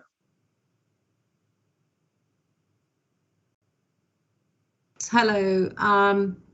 Good evening. Thank you very much for inviting us to this. Grenfell Next of Kin is a support group for the next of kin of 29 of the 72 victims. I would like to take to first of all start off with an objection as to what the introduction that you made, where you make a distinction between different groups. I don't think that's very helpful at all, and it is actually very divisive. It is not about who is the majority if you're going to look at numbers games, because at the end of the day, at the heart of this tragedy are the 72 people who died, and this should not be turned into a competition as to whose voice is bigger, stronger or louder. So I would like to just register that, because that is one of the problems that's happened here. I've got a statement that I'm going to read. I've also sent in some quite full notes breaking down the the reports that have in place, but I just wanted to make that clear that I think that kind of looking at things and earmarking people is really not helpful at all, and I'd like to see a day when that can stop. For the Grenfell next of kin of the tragedy, the last 3.5 years have been a grueling exercise in pointless engagement with the council and the government, who left the council in charge when there was clearly a cogent argument why it should not have, given their failings that led to the fire and their role in the catastrophe. Not to mention being under criminal investigation and subject to a major public inquiry along with others responsible. Endless meetings go nowhere, and the community is battered, bruised, and worn down by the same parties at the heart of the tragedy. The people being engaged with write up what they want to hear, do not minute meetings, record only what they want to record. It appears English is a fourth language for this council and most of its officers in charge. With persistence, the officers will commission a project, throwing a few hundred or a few £1,000, or sometimes it adds up to £1 million, at an individual or group to keep them quiet while programs are rolled out where the use of resources that could be truly transformational and effective for the community as a whole is wasted and disproportionate to value, efficacy, and impact. The affected cohort are thus exhausted, demoralized, whilst what is reported is the complete opposite of their lived experience and reality. In response to the Kroll report, the council leader said, "We fell below the bar on consultation, transparency, scrutiny and policy. We cannot say hand on heart that residents were involved every step of the way, or that the council put their interests first and foremost, and for that we apologise. But these failings in culture have continued. This contemptuous customs and practice and cultural dissonance did not suddenly come to a magical stop after 14th of June 2017. But what did change were millions of pounds of resources poured into the very system that had failed and created a catastrophic national tragedy of epic proportions, which the next of kin and the survivors, residents and immediate community around and Lancaster West Estate, which Grenfell Tower is part of, are at the heart of. In effect, a failing council was rewarded with more power and more money at its disposal, but this time with Grenfell at the front of projects. Existing services simply had a Grenfell added on. In the community, it is called a Grenfell heist, the Grenfell cash machine, and a Grenfell mafia, which has emerged, the legacy of which will be toxic, long-lasting, and deeply divisive and damaging. The reports produced by council officers display contempt for everyone in its obfuscation, lies and denials of the truth they are fully aware of to scrutiny committees with a vague sense of purpose charged to look at these reports produced by the same officers who are continuously exhausting the patience and well-being of the community and victims. Councillors are either kept in the dark or conveniently look the other way. Those consulted are a handful of carefully picked people to go along with this contemptuous, exploitative and re-traumatizing state of affairs. Councillors rush through criticisms, safe in the knowledge all would be ignored before clapping along that everything is fine or getting better, or that the council is learning, on the job, or listening. These reports lie about the truth of what has developed on the ground. It is a pointless job done pointlessly, with a vague sense of purpose. It is merely going through the formalities, expecting these exchanges to serve not much, if any, purpose. No answers are ever provided. In scrutiny meetings, promises are made that absolutely the breakdowns, budgets and processes will be forthcoming, that changes will be made, that engagement and consultations are taking place, that steering groups are in place. But these are words to give the illusion of fairness, justice and equality and false hope. Councillors need to pay attention, and the Chief Executive needs to understand the duty of this council to hold officers to account and for there to be consequences. There never is. Officers' contemptible lies claiming engagement on consultations or co-designs without a clue how this was done or going to happen, but in the hope that it would all turn out okay in the long run. Councillors and officers ad lib about community engagement or positive impact, but cannot say how these are assessed. There is no monitoring, and for 3.5 years, people have been complaining to the systems about the systems. Having screwed up so badly before the fire in 2017, the council has been allowed to continue in this vein, learning on the job. The victims are the community and the next of kin, the wider bereaved and the surviving residents. This council literally had one job since the fire, and it has not got round to doing it yet. Instead, it has duplicated, hired more staff and more engagement leads and more management, and charged for services it was already providing before the fire to the various recovery budgets. And when the funding ends, those services will come to an end, which effectively means cuts through stealth. Instead of using available funds provided by central and local government to create opportunity and empowerment and transformational change, the much needed resources have simply been siphoned off to staff who've enjoyed benefits and a line on their CV for career development and salaries. Instead of empowerment so victims and community could be uplifted in a real way, they're kept in a permanent state of victimhood, exploited as a resource, a currency. And when they try to speak up, they're either ignored or targeted. And it is contemptible to imagine that the victims would not see through this once the fog of their catastrophe started to clear. The money in this fund has no more real measurable impact than the £50 million in the Grenfell Recovery Fund. It is time for councillors to grapple with this and for outside agencies to be called in to audit.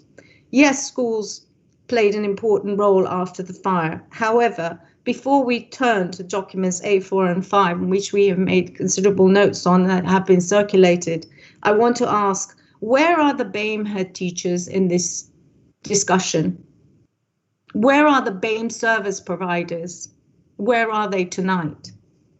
So we recognize that a lot of what we say will be challenging, and it will challenge a lot of the assumptions and the prism through which perhaps the system is viewing these issues. So where do we even start? In your reports in point 3.2, it says a Grenfell Education Fund steering group oversees the fund. Who is the steering group? Why are they steering in the dark? Where is the engagement by the steering group with the community? We note the name of the education lead, but who is the Grenfell United representative mentioned? Please clarify steering group members past and present and provide minutes of meetings. Why are they not known to anyone? How can steering group representatives steer if they do not have visibility? What and who are they representing, and what canvassing have they done to ensure they're reflecting and representing? No one knew about the Grenfell Education Fund, much less the steering group, or that it meets termly. Where are the minutes of these meetings? How can they aim to support the long-term educational aspirations for children and young people affected by the Grenfell Tower tragedy, and to help ensure that their barriers to education success are removed? The words of this report, if they don't communicate with anyone and no one knows who they are. You talk about the how can they, the main issue is about the steering group and how it's relied upon as a system. The system relies upon this to be able to make these decisions that they're making as to the use of these funds. I have had countless messages tonight from bereaved and survivors and next of kin who are saying, I don't know any of these people. I don't know that I didn't even know this was going on. Why didn't they support me with my child? Why don't I ever find the full information from the dedicated service? I really feel shocked, and this is unbelievable. When I hear them, I feel I'm not a Grenfell survivor. I think they're speaking about different people, not Grenfell bereaved and survivors, to be honest. There are many, many who have been left behind. We want to know who received the funding and how were they chosen. It seems it's not what you know, but who you know. This sort of cronyism is damaging and causing huge resentment and bitterness in the community and amongst the victim of the fire, and it is the duty of the council and councillors to stop it or call in a wider authority without the baggage and compromised relationships to stop it. The next of kin, who are the mothers, fathers, brothers, sisters, children, grandparents and partners of the deceased, are disgusted with this exploitation of their loss, especially when their own immediate families have had no idea about these funds or even been denied access and support when they have found out. Why is the fund being used for so much duplication? Why so much for mental health support from this fund when the NHS Health and Wellbeing Service exists with a budget of £50 million? The education fund should be for education support in need. Mental health support can be catered to through the professionals in that field. Schools in North Kensington and Outer Borough, this is point 3.10, And you should, I assume that the papers will be distributed, so you'll be able to perhaps look at them more carefully. Schools in North Kensington and outer borough schools have made bids on behalf of children. That is what is mentioned in the report. But did parents even know? Because it is an inevitable factor in educational experience that the most marginalised often remain marginalised, even when resources are available to help. It is a well-known fact that parents with resources, language, higher educational attainment are more likely to be active participants and lobby, enable and empower their child, whilst those who need the most help are often systemically marginalised. It's important to inform and enable the parents first and foremost. Point 3.11, resources totaling £4.436 million have been allocated to a number of local and outer borough schools. How much was to specific families and how were they chosen and who chose them? Out of the £71,956 family support, how many individuals were supported? How were they chosen? A breakdown of each individual, anonymised, showing if one individual got, say, for £400, whilst another might have received £10,000, for instance. We are aware that some have had their entire university fees paid for. Did the payment for individuals who got their universities paid for come from the Grenfell Education Fund or the Department of Education funding? How many people got their university's fees paid for and how were these choices made? Home to school transport of £273,000 and 800, sorry, £273,000. We're aware of many who asked for support for transport and did not receive help. 3.13. How much was the Department of Education extra funding? What portion was provided to individual families? 4.3. Why is the council commissioning emotional health and well-being support services when they're not experts in this field? This commission is seen by the community and the next of kin particularly, and some BSRs, as a coercive way of control through organisations that have received substantial sums of money and to maintain that funding continue pathologising the community. Apart from the inherent danger of this level of invasiveness, there is effectively a conflict of interest, as the council is locked into a major civil litigation with the next of kin BSRs and some of the immediate community. Thus, details of their families are held by the very people they are in litigation with, and often they feel vulnerable to the control and power of the council to cause problems for them, as they put it, as they depend on the council for everything from housing to schooling to social services, adult social care, child welfare, protection, etc. If they complain or raise their heads above the parapet to ask questions, they're targeted. Their health and well-being files can and have been weaponized against some. 4.4. The commissioned emotional support services are in place in response to an ask from the community to seek community-based services run by trusted local providers. Who asked?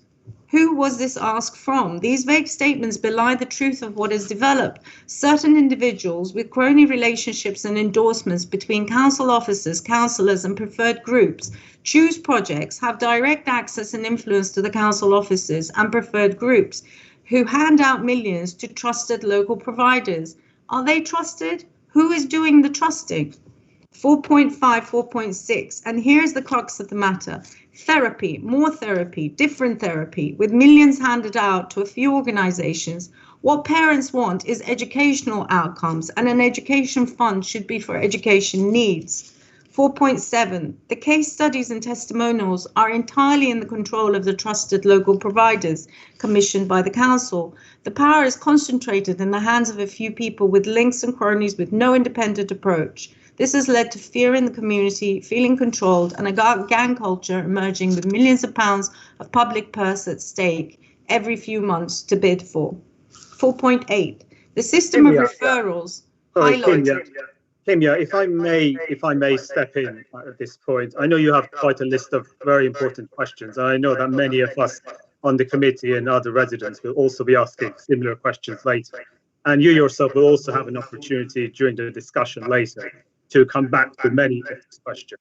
But what we would like to do now is to hear from some of the other organisations who have also registered to speak this evening, so thank you for that. And just quickly before we do move on, just to clarify my introductory comment earlier, I do understand that this is the first time that Grenfell United, as representatives of survivors and bereaved, have formally asked to speak at this select committee, and I did feel that it was right to give a particular welcome to them. So maybe now move on to the Lancaster West. I'm sorry, can I just say that after 3.5 years and never having given a platform to the next of kin to speak for themselves and to still have representation, having 5 minutes is very gratefully received. But thank you again. Cut me off, but I do want to say one thing that's very important, because Kids on the Green mentioned that they have they're setting up a community studio, and that they are they've had funding and help from the LFB. The point is that you cannot have a situation where a working athlete. I think there's a bit of interference happening here. Kimia, we will have to come back later on during the discussion. You cannot fund an organisation. A very worrying aspect of this, which you do have to bear in mind, is that around the issues pertaining to the course of justice and prosecutions, with some family reporting that the organisation was run like a PR arm of the London Fire Brigade in our community, when we have serious issues with the failings by the fire brigade on the night. For the next of kin, this is a particularly sensitive issue, because they, more than any other cohort, are particularly concerned with the failings of the London Fire Brigade on the night, as evidenced in the £40 million document, the Phase 1 inquiry report. The fact that the council is funding an organisation embedded in the community, which is partisan, to defending lobbying with close links to the LFB and the FBU, is seen as politicising and soft power presence, and should be of deep concern to anyone committed to unfettered course of justice in this important matter. Funding any organisation with close links to any of the major stakeholders in this investigation is wrong, as it creates precedents and skews the course of justice through soft power, lobbying and PR in the community. Thank you again, Kimia, for your time this evening. I'm sure we'll be hearing from you again later on in the discussion. May we now go over to the Lancaster West Residents Association, and I believe we have Abbas Dadu, the chair, and David Ward, the treasurer, and Michelle Active, the secretary. So over to you, Abbas, David, and Michelle. Good evening, and thank you, Chair. I would say actually it's David O'Connell, the vice chair, and Abbas Dadu, the chair, who are here today. And we're just here to speak about this education budget. And one of the things that struck me as we're going through this, people have talked about how great the therapy is, and that's very good. And I think it's very positive that there's been such great support for our deeply traumatised community. But one of the things that puzzles me is this is an education budget, and art therapy is not education. And I do not understand why art therapy is being funded from the education budget, because this money here should be going to offer opportunities for children, traumatised children who have been neglected for so long in North Kensington. And I think it's such a missed opportunity that there's been no partnerships with bodies to offer proper training, and instead they've just been swamped with art therapy, circus skills. I have nothing against the individual organisations, but I find it strange that there's such a focus on soft stuff, things that don't achieve real change, and that's what we need in North Kensington. So, and also one of the things that has puzzled me specifically about two of the organisations, and was something we raised with Callum last year, was the lack of transparency. At that time, they had rudimentary websites and no accounts. Now, it's probably because I asked about it, they actually have accounts, but the accounts are what's called abridged accounts. So the council is now giving £500,000 to an organisation that doesn't publish what it spends it on. All it says is that it spent £5,000 less than it got. So, and on all of this, there's no transparency. We don't know what they're spending their money on. We don't know what they're paying their staff or their directors individually. So I would like to know what the value for money of all of this is, because it's quite important, especially 3 years after the fire. After the fire, you can understand reaching out and trying to support any group that's sprung up. But now it's very important that you work with the children in the community and offer them opportunities. All of the schools that have spoken tonight have spoken about money. They've spoken about needing money. But they seem to see that the only way to get the money is to offer support for the art therapy. What about all the money that's been coming in from the government? As far as your report says, there's been extra funds for the KAA and St Francis here, but it doesn't say what it's been spent on. I can see St Francis is building a new classroom. Is that from the £250,000 they received in this budget? The report doesn't clarify any more than it shows. It just obfuscates. All we've had tonight is people talking about great soft stuff, but no real numbers. We on Lancaster West have not felt any of the effects of this money. We have not seen any benefit from this. So we are asking you to explain what has happened to the money, where it was spent for the last 3 years, because we've been asking every year continuously to Callum, where is the money going? And they've never produced any figures. The only figures we ever got were from Robin Fairman before she left, when she told us they gave £1.6 million to kids on the green, or to LCAT, and £1.3 million over the 3 years to kids on the green.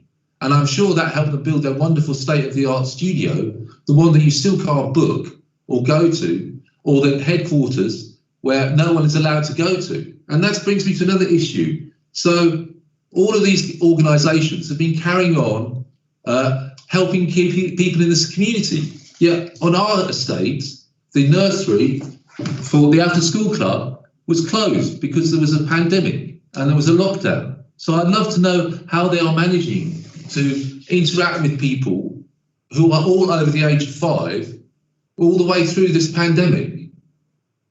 It makes me doubt some of the numbers they're giving. I was told by a parent on Sunday that she signed up with LCAT like 2 years ago, and she's been there once, but she found it unpleasant, so she doesn't go to that one. And but they're still using her number. They're still using her name, saying she attends their events. So I would like these numbers to be looked at more rigorously. Do you have anything to add, Abbas? To be honest, just talking about the money, today is the day they're going to tell people allocations for education secondary schools.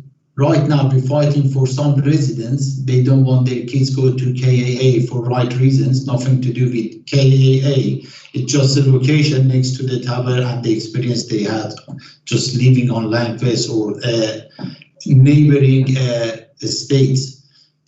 So there is no support for them. We have to fight, we have to put appeals for them so they can go to another school because they don't want to be traumatized anymore or be less traumatized or be a bit away from that. So everybody talking like this, or some of the head teachers already left, which I find it disrespectful. They should have stayed and listened to us and others, what people got to say. I didn't see not many ethnic minority between them.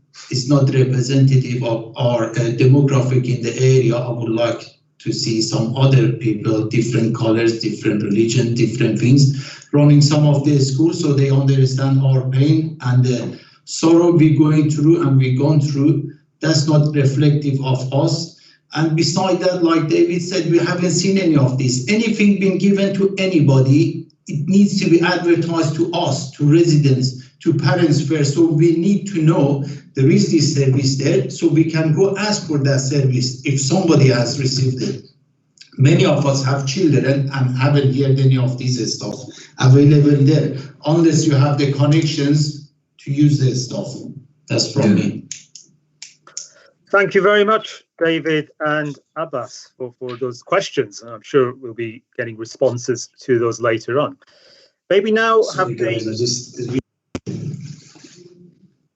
sorry. Yes, we're now moving on to a representative from Grenfell United. Grenfell United.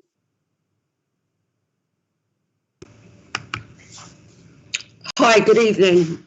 It's Natasha here, and I also have another couple of committee members on here. Thank you very much for allowing us to attend this evening. So I just wanted to start by echoing what Kimia said around the various different groups. There are a number of groups that out there that claim to represent for bereaved survivors. I will say that we are mandated and to talk for a majority of the bereaved survivors, but I do echo what Kim is saying. It is slightly unhelpful at this point. what I'd also like to just point out, because obviously it's been homed in that there is a Grenfell Education Steering Group, and I just want to clarify here and now, and I'm sure someone within the council will clarify, that steering group has been around since 2018, early 2018, and it is made up of many of the head teachers that have spoken this evening around their schools.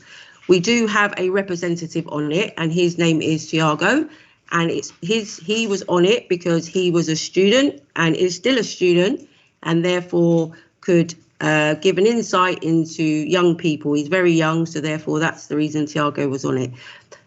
What I would like to say is, from a parent's point of view, the bereaved and survivors that we work with, that support has been available to them through the various different primary schools and secondary schools, including Holland Park and KAA, over the last 3 years. And, generally the children do feel well supported. What I will point out, though, is that it's very, very clear tonight that there is two conversations happening. There's a conversation around the dedicated service, and there's a conversation about the Grenfell Education Fund. If the conversation is around the Grenfell Education Fund, from our point of view, the schools are doing a great job in trying to ensure that the children are supported through that. And as a parent, I can tell you that is happening. If it's about the dedicated service, that is a different conversation. And for me, I'm not sure why these lines are being blurred. The DS steering group, the Grenfell Education Steering Group, are two separate things. The DS is the dedicated, there is an education piece in there that is half for the community and half for the bereaved and survivors. That 25 million that's being spoken about for the community will go towards things such as LCAT and Kids on the Green, who are doing a fantastic job, I might add, along with Harrow Club, along with Rugby Portobello, which were in the community pre the fire. So it's important that we keep these two areas separate. As a parent myself, I think it's important that the survivors and the bereaved children that suffered that night and the local wider community are looked after through the education fund. And that's what we've always been driving and making sure that that's happening, that the children get that one-to-one support and that they get the care and education right up until leaving school age. And I think that anyone that disagrees that they shouldn't be getting that really needs to think about it. And that's all I'm going to say on this matter, because I think what we're sitting here tonight and doing is talking about money, but what we should really be talking about is children. This is about children. This is not about adults. This is not a conversation to be had about where money's been spent, how bureaucratic the council is. This is about children's education. And if we've got to a point where we're criticising all of the hard work that I've listened to head teachers in the community say that they've had to go through these last few years, then we've got a real big problem. Thank you very much, Natasha, for that contribution. Again, all very, very important points from both yourself and Kimia with the groups that you represent. Maybe move on to Shah Aglani, who is a member of the Dedicated Service Steering Group. Shah. Hello, good evening. I would like to come in somebody who's... Shah, we're having a little trouble hearing you. Would you be able to speak a bit closer to the microphone or louder? Can you hear me? Yes, perfect. Thank you. Hi. I would like to come in as somebody who's been part of the dedicated service from the very beginning and trying to shape and change the level of service being delivered to bereaved families and victims alike. And listening to the conversation tonight, I think the whole thing has been a failure until kind of the beginning of when we try to intervene.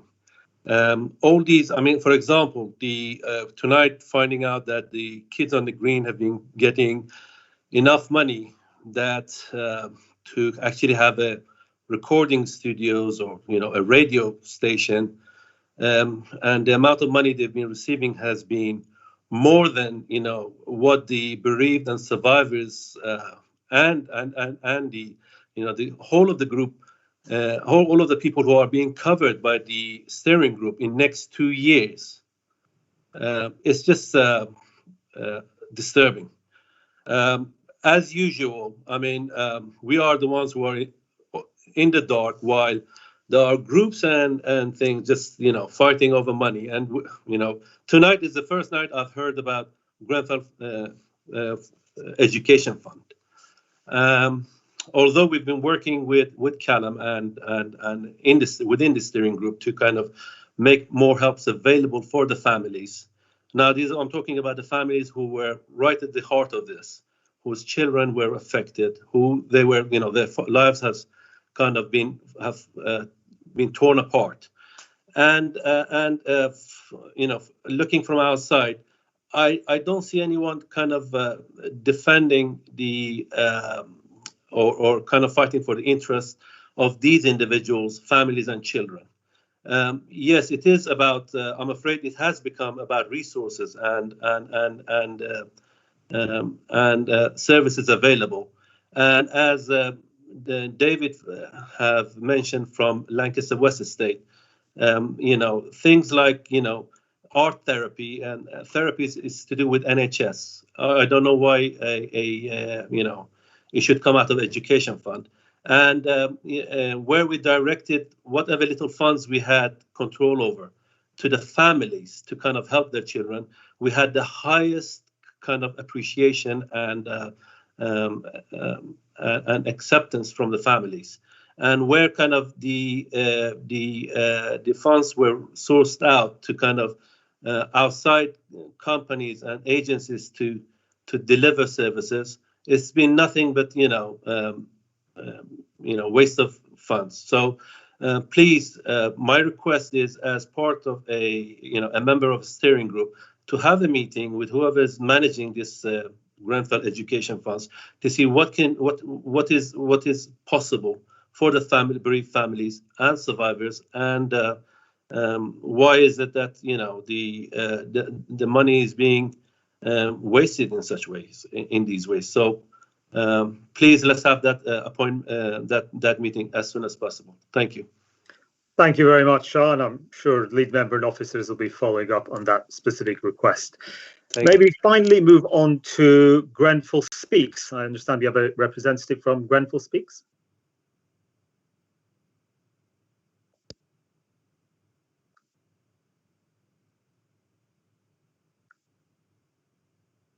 Do we have a representative from the organisation Grenfell Speaks present who would like to take up to 5 minutes? If not, the Grenfell Next of Kin would like to take the space of Grenfell Speaks, and also we've had comments from some of the Next of Kin and survivors who have sent messages through. So we would like to finish what we're trying to say here. That we are not saying that the Next of Kin, first and foremost, are not asking for funding. We've never asked for funding, and we would never ask for funding at all, and certainly not from this council currently as it stands and the systems that it has in place. And we're not saying that the children should not be supported. What we are saying is that the systems that have been put in place, and we're not talking about the dedicated service either, this is speaking to Natasha's point, we're talking about the Grenfell Education Fund right here and the report that we have read and been through line by line. What we are saying is that decisions that have been made about where these resources have been spent and how they've been spent and how they were chosen and which children and families received support and the prism through which the whole picture is looked at, the support that's provided, all of these things and the way that it is monitored and the impact assessments are all nonsense. It is all based on what you know, who knew about it, and who put who forward. It's because we know next of kin families who have children who were not only not informed, but even the ones that did happen to find out who asked for certain things, they were denied. It's been an unlevel playing field, whereas somebody might have received a lot of funding to pay for university fees or pay for this or pay for that. And another child who's lost a sibling would have received maybe £200 tablet.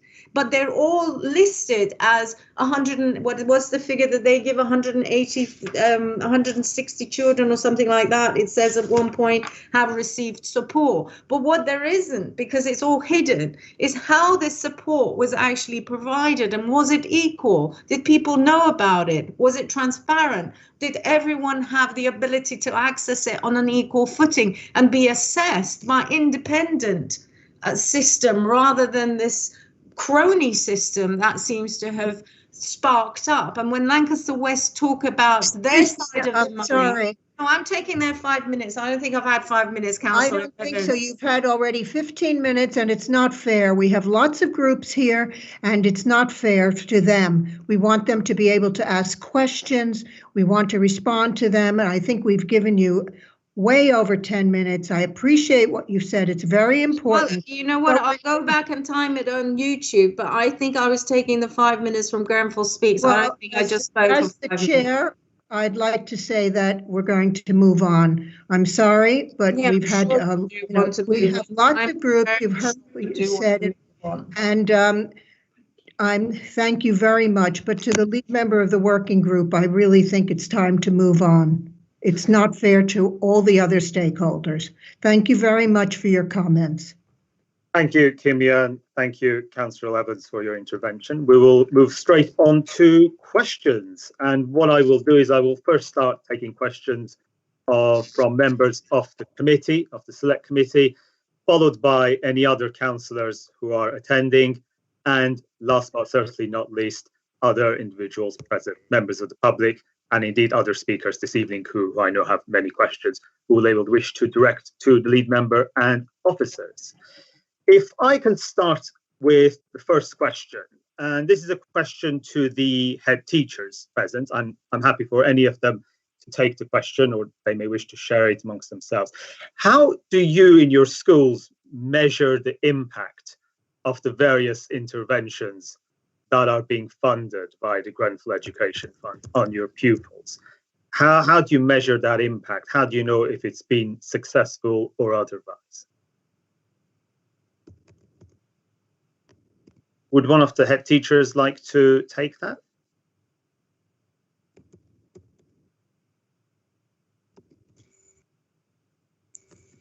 I don't mind talking. Hello, go ahead. Yes, Sarah. Yeah. Sorry, we hadn't orchestrated that part of the conversation. Just to say, there's lots of ways we can do that. There's obviously pupils' academic progress. We can look very closely at detailed parts of learning that children are undertaking. Also, we look more carefully at the children's well-being as well, and things like attendance. There are many different measures that we can use that we can put together to give us a clear picture of what's happening for each child. And those things are also the way we work out which children need additional support as well, because we can see if children are underachieving, or they're not coming to school, or there are other difficulties occurring for them. And then we can set targets from that point. I hope that helps a little bit. I can see David's going to add to that. David? Yeah, I'll just echo everything that Sarah has just contributed. But I mean, I'd just add very briefly, by interacting with children, by spending time with them. This is not something that can be done by ticking a box. By spending any amount of time either directly teaching a child or children, whether an individual or indeed a whole class, by spending quality time, one can actually measure that. You can see in terms of self-esteem, in terms of the child's joie de vivre, in terms of their how robust they are, how resourceful they are. These are the kind of qualities that we use to measure outcome in regard to whatever the venture has been, whether it's one that is very formalised or one that's altogether more organic. Thank you. Thank you, David. And before I open to the rest of the committee, if I could ask a follow-up question. In your professional judgment, and to the other heads present as well, how long do you, and with your knowledge of the various cohorts that are going through the school years, in the years since the tragedy and obviously since the whole last year of the pandemic, how long do you think these kinds of interventions, so let's talk about the therapy interventions, for example, how long do you think they will be needed? they will continue to be needed by your schools? One thing we do know for sure is that therapy, it's been very well documented and evidence that therapy that works only really works well based on a number of criteria. You know, one, the quality of the therapist, which is a theme that you know, I don't think I can emphasise enough. That costs, though. That costs money. Two, the integrity of the venture, how the venture is executed, how it is curated, how it is overseen, the level of the quality and the level of the dialogue between the family, the parent, perhaps the wider family. I can't speak on behalf of my peers, but certainly the model that we have in place that's been incredibly successful, and in no small part, we can attribute much of the success that we have had, if you know, forgive me for using that phrase, you know, but it's quite late in the evening, has been down to the fact that the therapy that we have is the whole family. It's not in isolation with a child. It involves the whole family, and it's incredibly therapeutic. The feedback as well from the family, you know, I mean, in no small part, having those important dialogues and the interview with the family are very direct. You know, they'll tell you very quickly if they feel that the enterprise is not fruitful. But if it is, again, they're very much reinforced the notion that what one has in place, it's actually being executed well, and that they can see the positive impact that it has on not just their child, but perhaps indeed the wider family. Thank you. Thank you, David. Amy, you wish to speak? Yeah, hi, thank you so much. I think, you know, David's just touched on the importance of the therapy, and we have touched on that tonight. But in terms of something that, you know, we've also done as a school, you know, we've talked a lot about academic progress and attainment, is that through the support of this fund, we've been able to put in place a strategy for some of our older children where we've been able to employ another qualified teacher in addition to our workforce already, who has been able to work closely with our year 6, some of our year 5 children who need to be secondary ready, who need to have the skills and the knowledge to help them be ready for the next stage of their education. And that has been really important to our whole school strategy. And in being able to do that, the children of our school have, as I said, have left in the top 2% nationally academically from progress from Key Stage 1 to Key Stage 2, and that is so important. That the strategy that we've put in place with the adults to help with whether that's extra booster sessions or extra time in the class, more support, that has been a real benefit, and we've seen our children with the right funding. We've seen our children be so successful academically, and that is what we, you know, it's important to know that, you know, we all know that when a child's social and emotional needs are being met, they learn better, they retain information better, they keep the knowledge and the skills that they're learning in class. And this is a whole package. It's not just about a therapy route and that's it, and this is the only thing. There are more things happening, and maybe, you know, I didn't make that quite clear earlier, but I just thought it was really important to mention that it isn't just about that one route. We do have an academic strategy in place which has been hugely successful, and we want to keep that going in the future. Thank you. Thank you, Amy. Kathleen. Hi, I just wanted to add to what Amy said insofar as we also monitor groups of children, and we look at different aspects. So we look at ethnicity, we look at prior attainment, to look at children when they first come to us at school, to make sure that, you know, we're making progress with our most vulnerable, our pupil premium. We have tracked different aspects of children who are in receipt of therapies or support.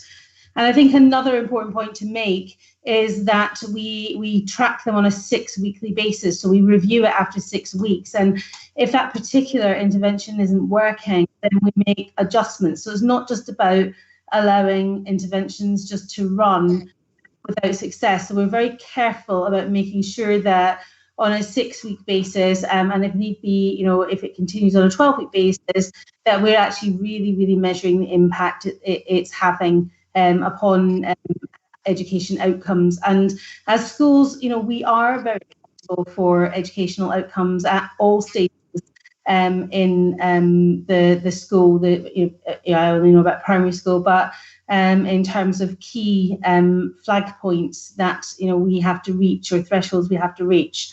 So it's about ongoing evaluation and making sure that things are effective and money is being well spent.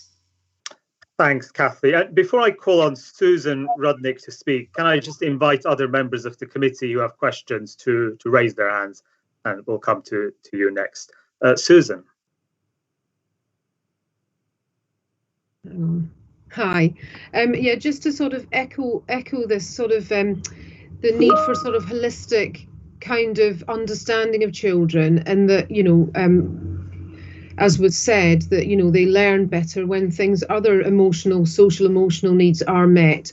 And I think there's been a lot of talk of art therapy. Why art therapy? Well, we are art psychotherapists. We're very professional, and all our therapists are MA level qualified therapists. I fought very hard for that in the beginning. That in our community we would have the best, most qualified therapists, and the NHS services that are delivered are quite different in that they're diagnostic services, and it's not always in the best interests of a child post or traumatic event for them to be diagnosed with a mental health diagnosis. So having a therapy that's available within schools and within the community is and will continue to be something that really offers, you know, a high quality art psychotherapy that really does, you know, meet the needs of the children and families. Much as has been echoed, the sort of quality of relationship and the longevity and consistency of relationships with the LCAT art psychotherapists across North Kensington has been really of value. Thank you for that, Susan. I'm conscious of time and other members have questions. I'm sure you'll have a chance to answer more of them, no doubt. Councillor Mills. Hi, thank you. I've got a few questions actually, Chairman. I look to you to tell me when to stop and when to start. But as we had Susan on the thing, maybe we can start with LCAT. Question to you from the Henry Dickens estate, which has come through us, which is that what has been said is that your LCAT is dominating the community room, and to the detriment of the rest of the Henry Dickens estate, which is huge.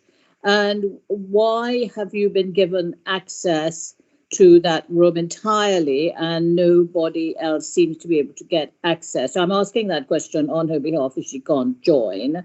I'd like to know, is it 1.6 million you've been given, and over what period of time? That seems, I mean, to me it seems a lot, but I just wondered what you had spent it on. And if I could just ask you, what is your, this is another question that also came in, what is your relationship exactly with GU? Did they set you up and recommend you for funding in the first place? And what's your sports provision for all the young people who are on the estate who may not want to be in a confined space and may actually want to get out and kick a ball about? So that's for LCAT. I have a question for GU, which is Natasha, good evening to you.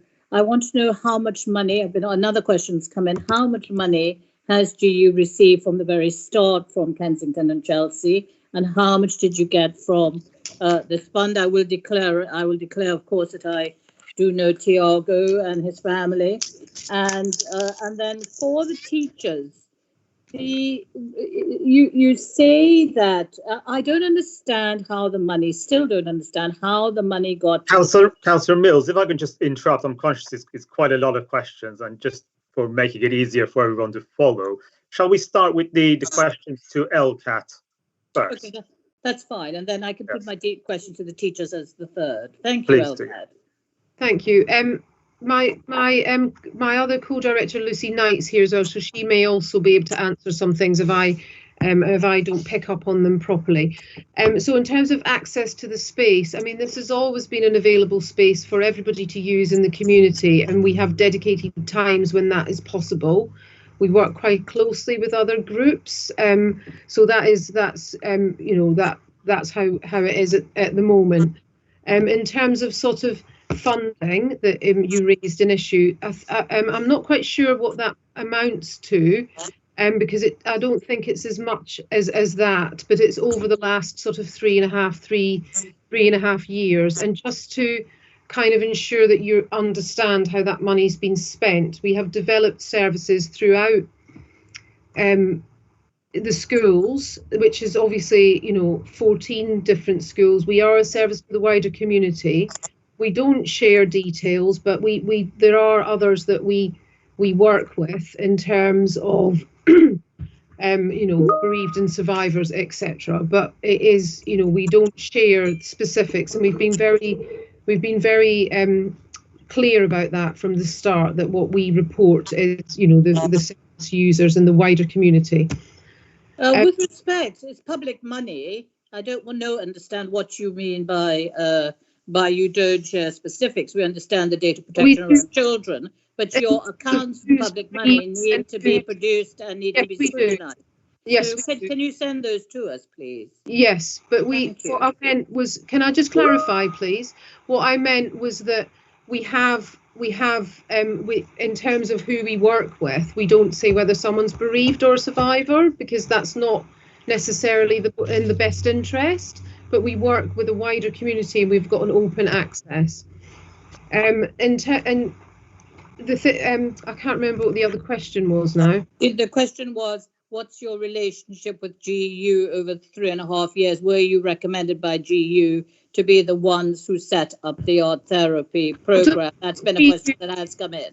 My relationship with GU is that my daughter went to Maxilla Nursery with Tasha's daughter, and I don't think there was no recommendations. I don't think, from my understanding, that GU have any specific recommendations that they give forward. I mean, we obviously work with lots of organisations and have relationships with lots of people. It feels quite important that we support GU and that they are, we have developed relationships and capacity to support them over the years.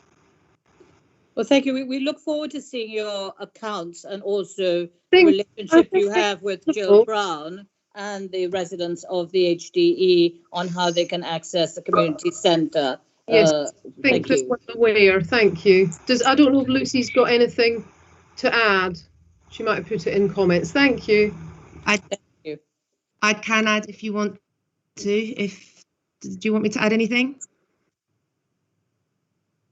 It's up to you, Lucy, and the chairman. I mean, if you think there's anything, Lucy. Yeah, please go ahead, Lucy. And I understand Councillor Rendell would like to contribute to this as well. And after that, Councillor Mills, I'd like to begin other members of the committee so we can come back to your question later. Yes, of course. Hi. Yeah. So I think it's important to make it clear that the Henry Dickens club room, the residents' club room, was actually that it had to be opened up during the fire for donations because no one could get hold of the keys. These were keys that the current chair could have supplied but chose not to. The situation has gone on where we initially, when the RA was formed, which was after the fire, the vice chair, the person who was voted in as vice chair, still actually works in the Henry Dickens. There's a number of residents, I think there's about 8 or 9 residents that are employed as part of LCAT, and they were only employed after volunteering for over 6 months. So they actually worked for free for 6 months. They've since been told by the RA that they shouldn't be allowed to be part of the RA because they work for LCAT. I don't think this has anything to do with education specifically, but I think the service that we provide on there, we work with a huge number of children who live on the estate, and we make that space available for them, and we do a lot of work with them. And it's a very useful group. I I'm happy to answer any questions at any time, and I think a lot of people will attest to the fact that you're always welcome to come down and visit us and see what we do in normal situations. Obviously, with COVID, you can't. We're quite open about what we do, and yes, and you know, I think a lot of the families. Sorry, I'm seeing a lot of stuff coming up about us in the comment section, but I just wanted to sort of reassure people really that we actually work with a lot of residents on the estate who use the service, who are really happy with the service, who have not had a problem. It's just a small minority of the RA, not the majority, but a minority of people within the RA who have raised an issue. They've always had access to the space. They've had as much access as they've wanted or asked for. This has only recently changed. I hope that kind of clears that up. We do provide sports as well. We have a coach who provides sports on the pitch.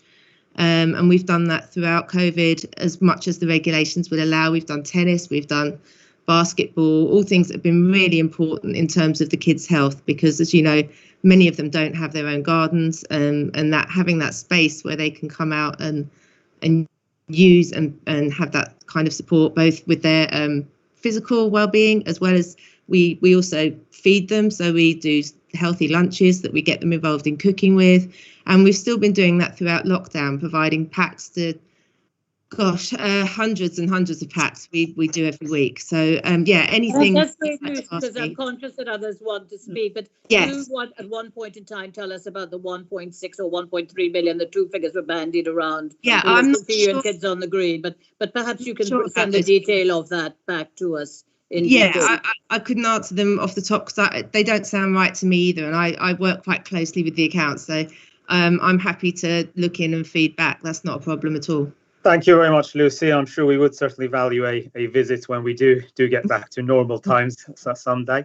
Councillor Rendell, you wish to comment on this? No, not comment necessarily, Chairman. Just one procedure.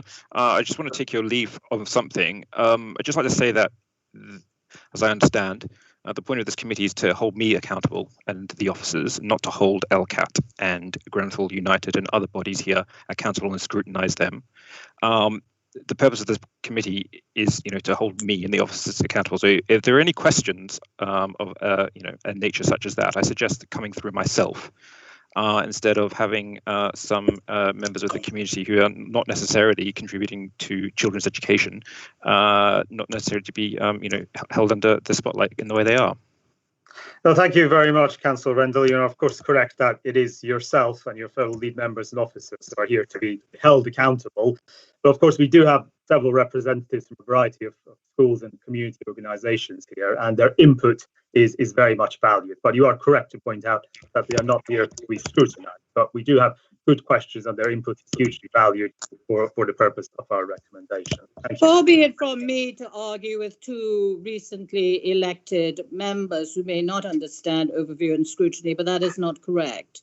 So perhaps we can get back to that afterwards. But if the organisations in receipt of public monies put themselves forward to the scrutiny committees to present their cases, it is usually the case in the past that members can ask them questions. The recommendations go to Councillor Rendell and Cabinet, not questions. Thank you, Councillor Mills, and I'm sure it would be useful for all of us to clarify those scrutiny points. If I may proceed to Councillor Evans.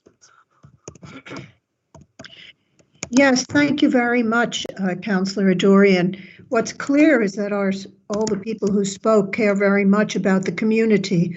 I would like to address this to Josh Rendell, please. I'd like to know, first of all, what do you think is the most effective in terms of the mental health therapies that we're offering, and do we, or how much of, or what proportion is one-to-one therapy, and what proportion is group therapy? I know there are different forms of group therapy, including the arts and sports, etc., but there's also professional group therapy, and I was just wondering about that. Yes, thank you, Councillor. So in terms of preference on who is effective or not, I think that definitely comes down to those schools to commission those particular services. Of course, as a local authority, we provide assistance to those schools and those other voluntary organisations or other organisations indeed who want to provide emotional support. So I'd just like to confirm as well that the emotional health or wellbeing support, which I think David at Lancaster West raised earlier, comes out of the dedicated the Grenfell Recovery Fund and not out of the Grenfell Education Fund. So I'd just like to make that difference. I know it's somewhat confusing, I know, and but that's how it kind of works. And people like LCAT, Kids on the Green, etc., do provide those particular services. And I must attest that I've been to LCAT. I've seen the great work they do there. Art psychotherapy and other therapy do help children with with mental health needs in order to get the best out of them, to fulfill their ambitions, etc. And I've actually seen it in the flesh, let's say, in that respects. And in terms of group therapy or individual therapy, I think it definitely depends on what the particular aim of the group is. So I know LCAT, for example, they do one-to-one and they have an art room, and of course, they have different groups that come in as well. So I've met some of the children who have come to the Henry Dickens Centre as well, and also the kids who play on the ball court next there and everything like that. So I think it very much depends on what the community is after, what professionals, of course, and of course I'm no professional in this instance. Believes is the best way forward, and what I have seen personally is some good initial results coming from that. Thank you very much. That's very important. Do you have any follow-up question, Councillor Evans? I'm happy to. A lot of the questions have already been asked, which is good. Okay. And actually, Councillor Rendell, when he presented his paper, and Councillor Siren did answer quite a few of the questions, so they got in first. Okay. But there was something interesting at Thomas Jones School. David Sellis has a B program, which is very topical right now, and that has been really therapeutic for the children, and that's another form of therapy. So I just thought I'd mention that point. Thank you, Councillor Evans. Before I go to Councillor Williams, may I remind everyone who isn't currently asking a question to lower their hand? This makes it a bit easy to follow what's happening in the panel. Councillor Williams. Yes, I'm really just looking ahead to next week when the children come back to school, and whether the emphasis will be in terms of getting them involved again after a long period of absence, and will some of the Grenfell money be used towards that? I think I got some of the answers from the teachers' presentations, but if you'd like to expand a bit, I'd appreciate that.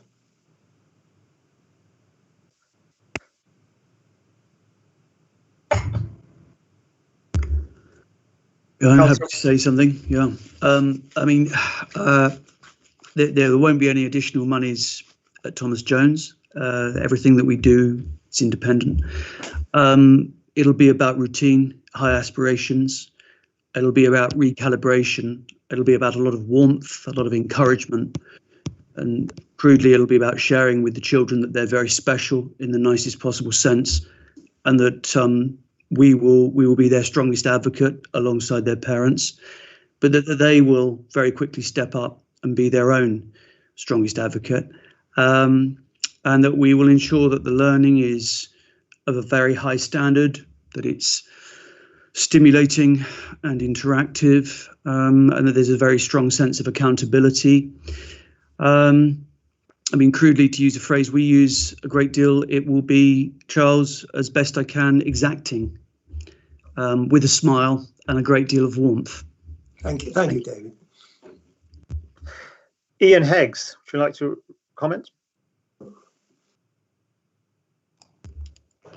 Thank you very much. I just wanted to add that there is funding available to schools nationally. What was called catch-up funding is now called a recovery premium. So there is additional funding coming to schools. But I wanted to say that locally, if schools would like to bid the Grenfell Education Fund to provide further support to children already vulnerable due to Grenfell and before lockdown, then absolutely we would welcome the opportunity to see those bids. And just because I know a number of questions have been raised about funding this evening, it's probably worth adding, it's in the report, that at every single Grenfell Education Fund steering group meeting, we do look at the latest overview of spend. There's a challenge for us all. There's a chance for us all to discuss that, understand what spend levels are, and be clear what money has come in from the Department for Education, what money is provided directly by the council, and we've also done some work over the years to amend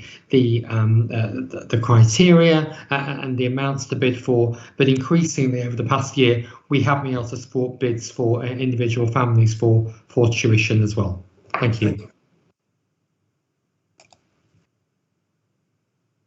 Councillor Williams, did you have any follow-up question?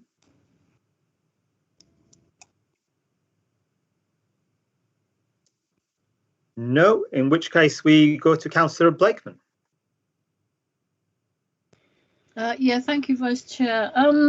I've got loads of questions, but I will just ask, first of all, what definition of bereaved is the council working with, since it seems to exclude children from the wider community, whereas the schools have had to work with all the local bereaved children, including those who lost friends, and in Avondale, their much-loved teaching assistant in the fire. And very few of these families have been engaged when the recovery project was allegedly co-designed. I mean, neither were the ward councillors. I had to get a briefing from former councillor Littler as to what exactly was happening in the schools at the time in order to pick up some casework.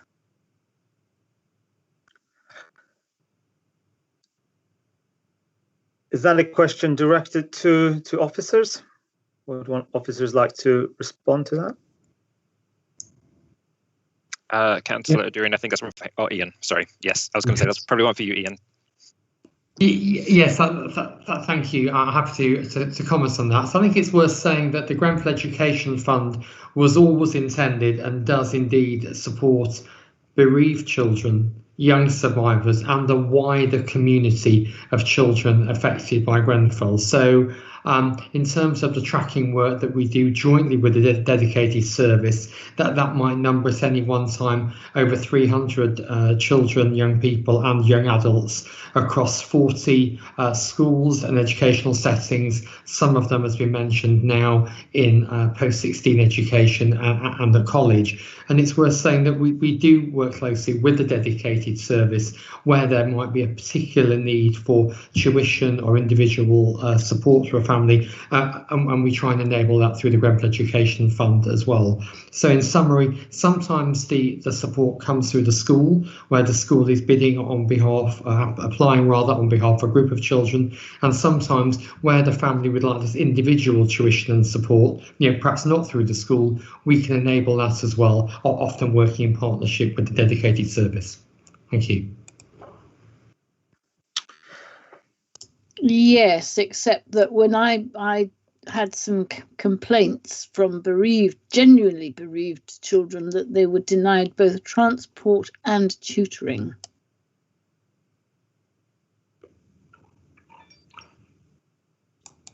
I can come back, and I think may well be that the dedicated service colleagues would like to respond. We're obviously happy to look into any individual circumstances. Probably, obviously, not this evening, right, to look into those. But our intention is to continue to work closely with the dedicated service to make sure that needs are met within the fairly broad parameters of the Grenfell Education Fund. And those terms of reference were set at the first council meeting after the fire in July 2017. Would someone from the dedicated service like to respond to Councillor Blakeman's question in general terms? If I could, I'm Barry Quirk, the Chief Executive of the Council, and the Director of the Grenfell Partnerships team is actually on paternity leave at the moment. So let me speak really for the generality of this. The Council takes the broadest approach, and we've been advised about this by disaster recovery experts, by the Cabinet Office and by others, to take the broad definition, not not a definition. We're not limiting the definition of bereavement. We're actually trying to have as broad a definition as possible. So if there are people who do feel that they've been excluded from one or another, and I know this was said earlier, then we need to examine that and look into that, because that shouldn't really occur. If anything, we should be providing service and support to many people. The point I would come to is that the council's responsibilities rests on its statutory functions, such as child safeguarding, adult social care and so on. And that's towards individuals in need and at extreme risk. We actually don't, services to bereaved and survivors is not one of these government mandated functions. But nonetheless, the council has rightly decided to spend resources meeting some of the urgent needs of bereaved and survivors, as well as investing in the public good for common good purposes. And so there's always going to be resource that's directed to individuals, and resource for service, and resource for the common good. That is because the council is a multi-purpose council. We don't have individual services. We don't have discussions about what was the cost of taking these 60 children into care, and why is it we only spent something on this child and not another. Nor do we look into the reallocations of the 250 households that we rehouse every year and say, why did they get it and not this person? What we have to do is approach this in a reasoned and rational way, and discuss it also with those who represent bereaved and survivors and residents. And we do that as much as we feasibly can. Thank you very much, Barry, for that. Councillor Blakeman, did you have any further questions? Well, my concern is that this meeting tonight has uncovered so many unanswered questions that we've been asking for ever since the fire. And it really, you know, we can't do justice to them all in this meeting. I think I completely agree. I'm sure colleagues do as well, which is why we'll have to continue our investigations over the next couple of weeks, and we will get lots more input from families, directly from families as well. I'm sure there'll be a lot more to inform our recommendations, and I'm sure we'll be sending lots of follow-up questions from this evening. May I go on to Councillor Woodger? Thank you, Councillor Doran. We've heard about mentors and the therapy services being quite an effective use of the funding. What I was wondering about is what have been the less effective areas of the funding, and in terms of what sort of lessons have we learned from this process, and how adaptive is our model for changing the funding in terms of where it needs to go in terms of support needs. I direct that question to officers. That's the officers, yeah.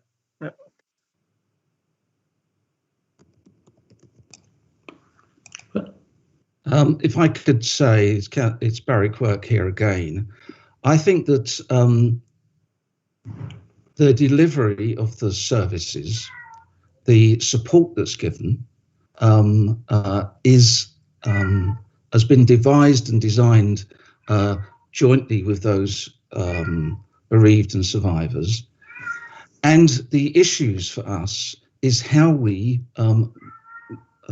learn and how we improve our services and improve the facilities and support that we offer. The key to this must be the children's futures. This is really about continuing the focus on children, their families, their challenges, their talents, hopes and ambitions. And I believe that what that requires from us is to respect everyone's dignity, uniqueness and humanity in delivering these services. We cannot measure. We heard earlier the head teachers talk about how they measure and how they judge the effectiveness of what they're doing. The efficacy, the comparative efficacy between a common good service, which is generally available to the community at large, and a specific service to individuals, these are incommensurable. And we have to make judgments, really, about learning and the way forward. We have to learn from the criticisms that we've heard earlier. We've got to learn from those, take them seriously. But the important thing is that we're always trying to improve at what we're doing. Thank you very much, Barry. Was it Higgins? Ian? Yes. Or is it now Annabelle? I'm happy to. Sorry, apologies, Annabelle. Over to you. Not at all, thank you. So, yes, I wanted to build on Barry's point about opportunities to learn, particularly in relation to the emotional wellbeing, mental health services. So the paper makes reference to consultation and engagement currently live, and it feels like a helpful opportunity to raise that here within this group, both in terms of encouraging more people to contribute to help us shape and learn our services for the years ahead, but also to make sure that we use our wider networks to contribute and to promote this. But the key for us is, in terms of what we're learning, is we know that needs are changing, and we've talked about a whole range of needs within the new context of COVID and beyond. So a key learning for us is that our services need to adapt as well. And what we want to do is to hear from a whole range of people, children, young people, families, parents, carers, schools, providers, the community organisations, to hear out what that should and could look like. And we also know that we want to reach more children than we have been. So those are some of the reflections, and I really do encourage all those to seek out the links and opportunities to be involved in feeding back. Okay. Thank you, Annabelle. Any further questions, Councillor Butcher? No, that's fine. Councillor Nail. Thank you, Councillor Adrian. First, I would like to comment about, as a member of the subcommittee, I'm really disappointed that Councillor Blakeman didn't receive the survey or any questions. I think it's important for us to receive the input from local councillors in North Kensington, their input and their experience, and it's very important to us to hear it. I have a question to Mr. Barry Quirk and General. How can we remove barriers to educational success without proper representation, without local resident involvement, without councillors' involvement? I think the councillors specifically understand the needs and expectations of their local community as well. I mentioned that because when I read in the report A4 about the Grenfell Education Fund steering group, I didn't see enough representation from local residents, and I don't know what you think about that. Thank you.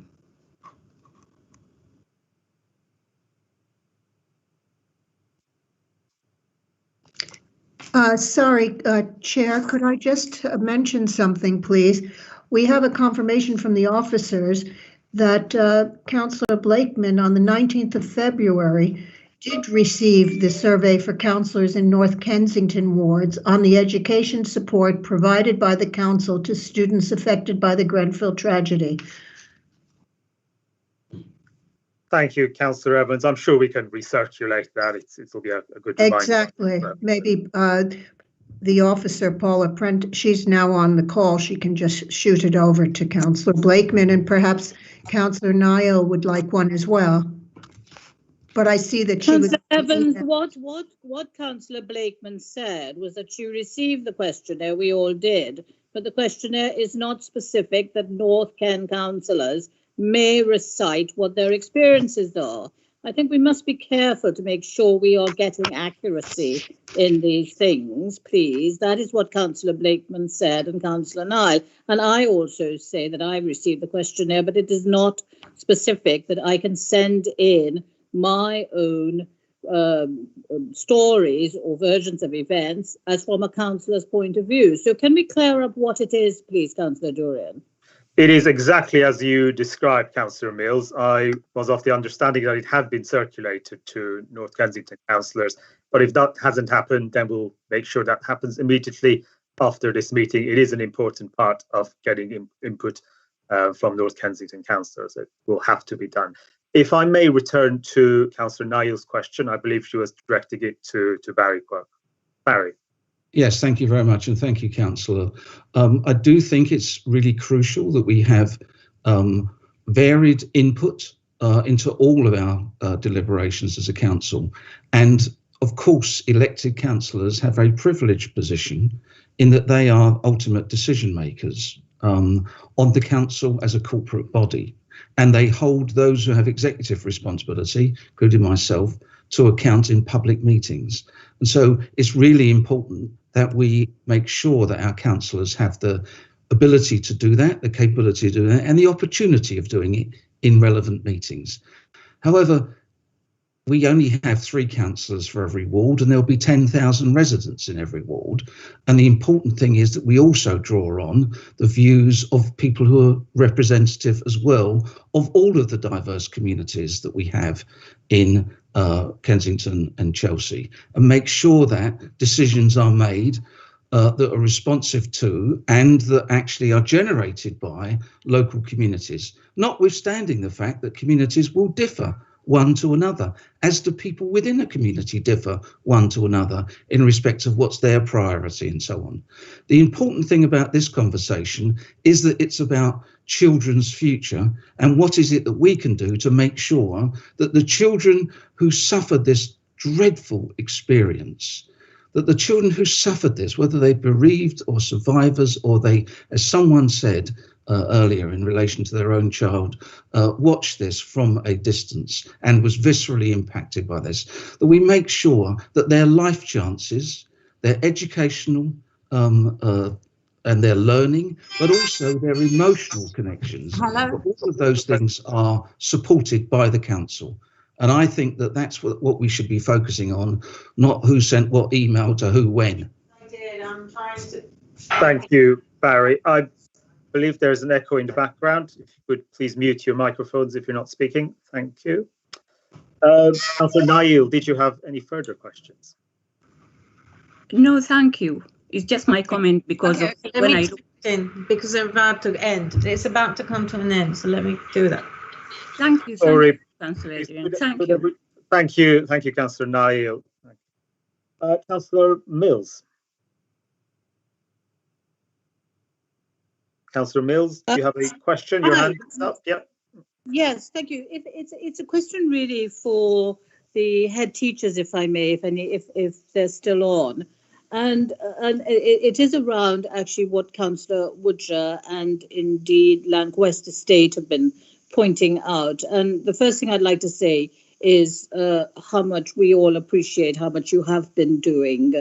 So please don't take this as a criticism. It's meant as an inquiry. And the first thing to say is I still do not understand, nor is it clear from the papers, how the schools received monies from the education fund. In other words, did your teachers get paid extra for the work they were doing for some of the families? Did you get money for ring-fenced for certain services? That's point number one. Point number two is, without criticizing, it is true to say that there is a large, hard-to-reach population within the Grenfell community. And I would like to know how culturally intelligent and trusted are the helpers, the therapists within your class group, and if in fact you are managing to reach everybody. And the third thing that has really puzzled me, if I may say, is that there seems to be a real discrepancy between what is being said tonight and the reports. If you were to read these reports, you'd think that it was the most glowing and marvellous reports that are coming in from the children. But in fact, that's not the case. So can we, to go back to Councillor Woodger's question, can we please understand what hasn't worked, what didn't work? What's the other side of the story? Because this community is not working well with the council, and there is a breach of trust which so many people have identified. So can we have a balance to the stories for what is happening to children and their families, please? So it's a question for any teacher that might wish to pick that up. And please, you should have more money. I'm happy to take that up. It's Kathleen Williams at St Francis. Is that okay? Please do, Kathleen, please do. Okay, well, first of all, in terms of extra funding, it hasn't gone into our teachers' salaries. The predominant amount of extra funding has been funding that has gone into creating a workforce that can work with children to ensure that their therapeutic needs are met. So it's teaching assistants who've been trained, or learning mentors that have been trained in ELSA, which is mental health needs kind of focused support, and also trauma focused support. So the funding has been put into those initiatives in order to ensure that children can be included, and children show different varying degrees of trauma depending on what they've been through, and therefore we have different layers that we deal with. And the support staff that we have trained enable our children, if they are traumatized, if they've had really bad mourning, if they have issues that are disrupting their own learning, that they can be taken and worked through a program of support with until they're ready to learn. And I think the really important part, and part of the picture and part of the LCAT support as well, is about making children or enabling children to be emotionally ready to learn.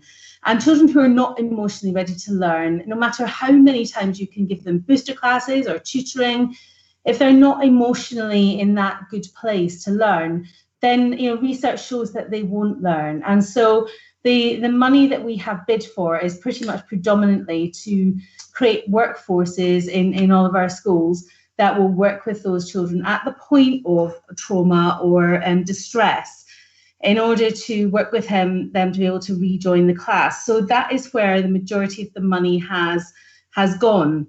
When you have that resource, it enables teachers to focus on what our core purpose is. And I think it's really important for us not to forget what our core purpose is. Many of us, as a vocational job, are tempted to get into the territory of therapy, social work, helping parents with things because we know that community. But it's really important to also remember that we have a duty for children to have academic success. And so in enabling that workforce to be created, it enables teachers to focus on the core skills of teaching and learning, and thereby bring about academic success for our young people. So that's the first part of your question. The second part is that I really believe that it's really underestimated how much schools are trusted. I would be happy to put that to the test in terms of the number of parents who come to us for support. I think it's, every day children are required to come to school, and we have that captive audience. And so having people and services working, inside schools, I think is really powerful. And I think if we could have more of that joined up approach to therapists working out it within schools in a similar model to LCAT, then I think that we would get more parents engaged in therapy. They're very mistrusting our parents in our community because of what they've been through, and COVID has really kind of resonated in terms of that level of mistrust. But I really feel that we do have the trust of our families. Not exclusively, there will be families that fall outside of that, and we're willing to take on board and work as hard as we can to engage the harder to reach. And there will be an element of harder to reach in all school communities. That's not a denial. But I think overall, and I think many people have made this point, and I just like to make the point really that we're all here because we believe in children. And I think if we learn anything from tragedies going back, then we must realise that when we're rebuilding a community, we must put children at the front and the forefront of this. And we must work together. All the services, all the people talking tonight, we must find a way of working together in the common interest of our future generations. It's only in empowering them that we will invest in the future of this country, our community, and enable our children to avoid harmful alternative paths and go on to live happy and successful lives. So it's a plea. I don't think we should be pitting against each other. It's about looking at how we collectively as a community can serve our children and put them at the front and the forefront of this recovery. They are our future. They're the people who look after us when we're old and grey. Let's invest in them and let's invest in their futures, and let's do that together and pull together to do that. Thank you very much, Kathleen, for those words, and I'm sure we all agree with you on how important it is to put our children front and centre, and it's really the whole topic that we should be focusing on this evening. Councillor Mills, did you want to finish?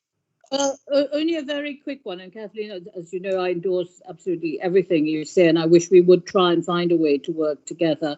I did want you, and it doesn't have to be now, but I think it is very important for us to understand about these culturally intelligent and culturally relevant representations within the schools, so children from all communities feel themselves comfortable with those who are trying to reach out to them. I don't really need an answer for that tonight, if I may. Could you come back to us on it?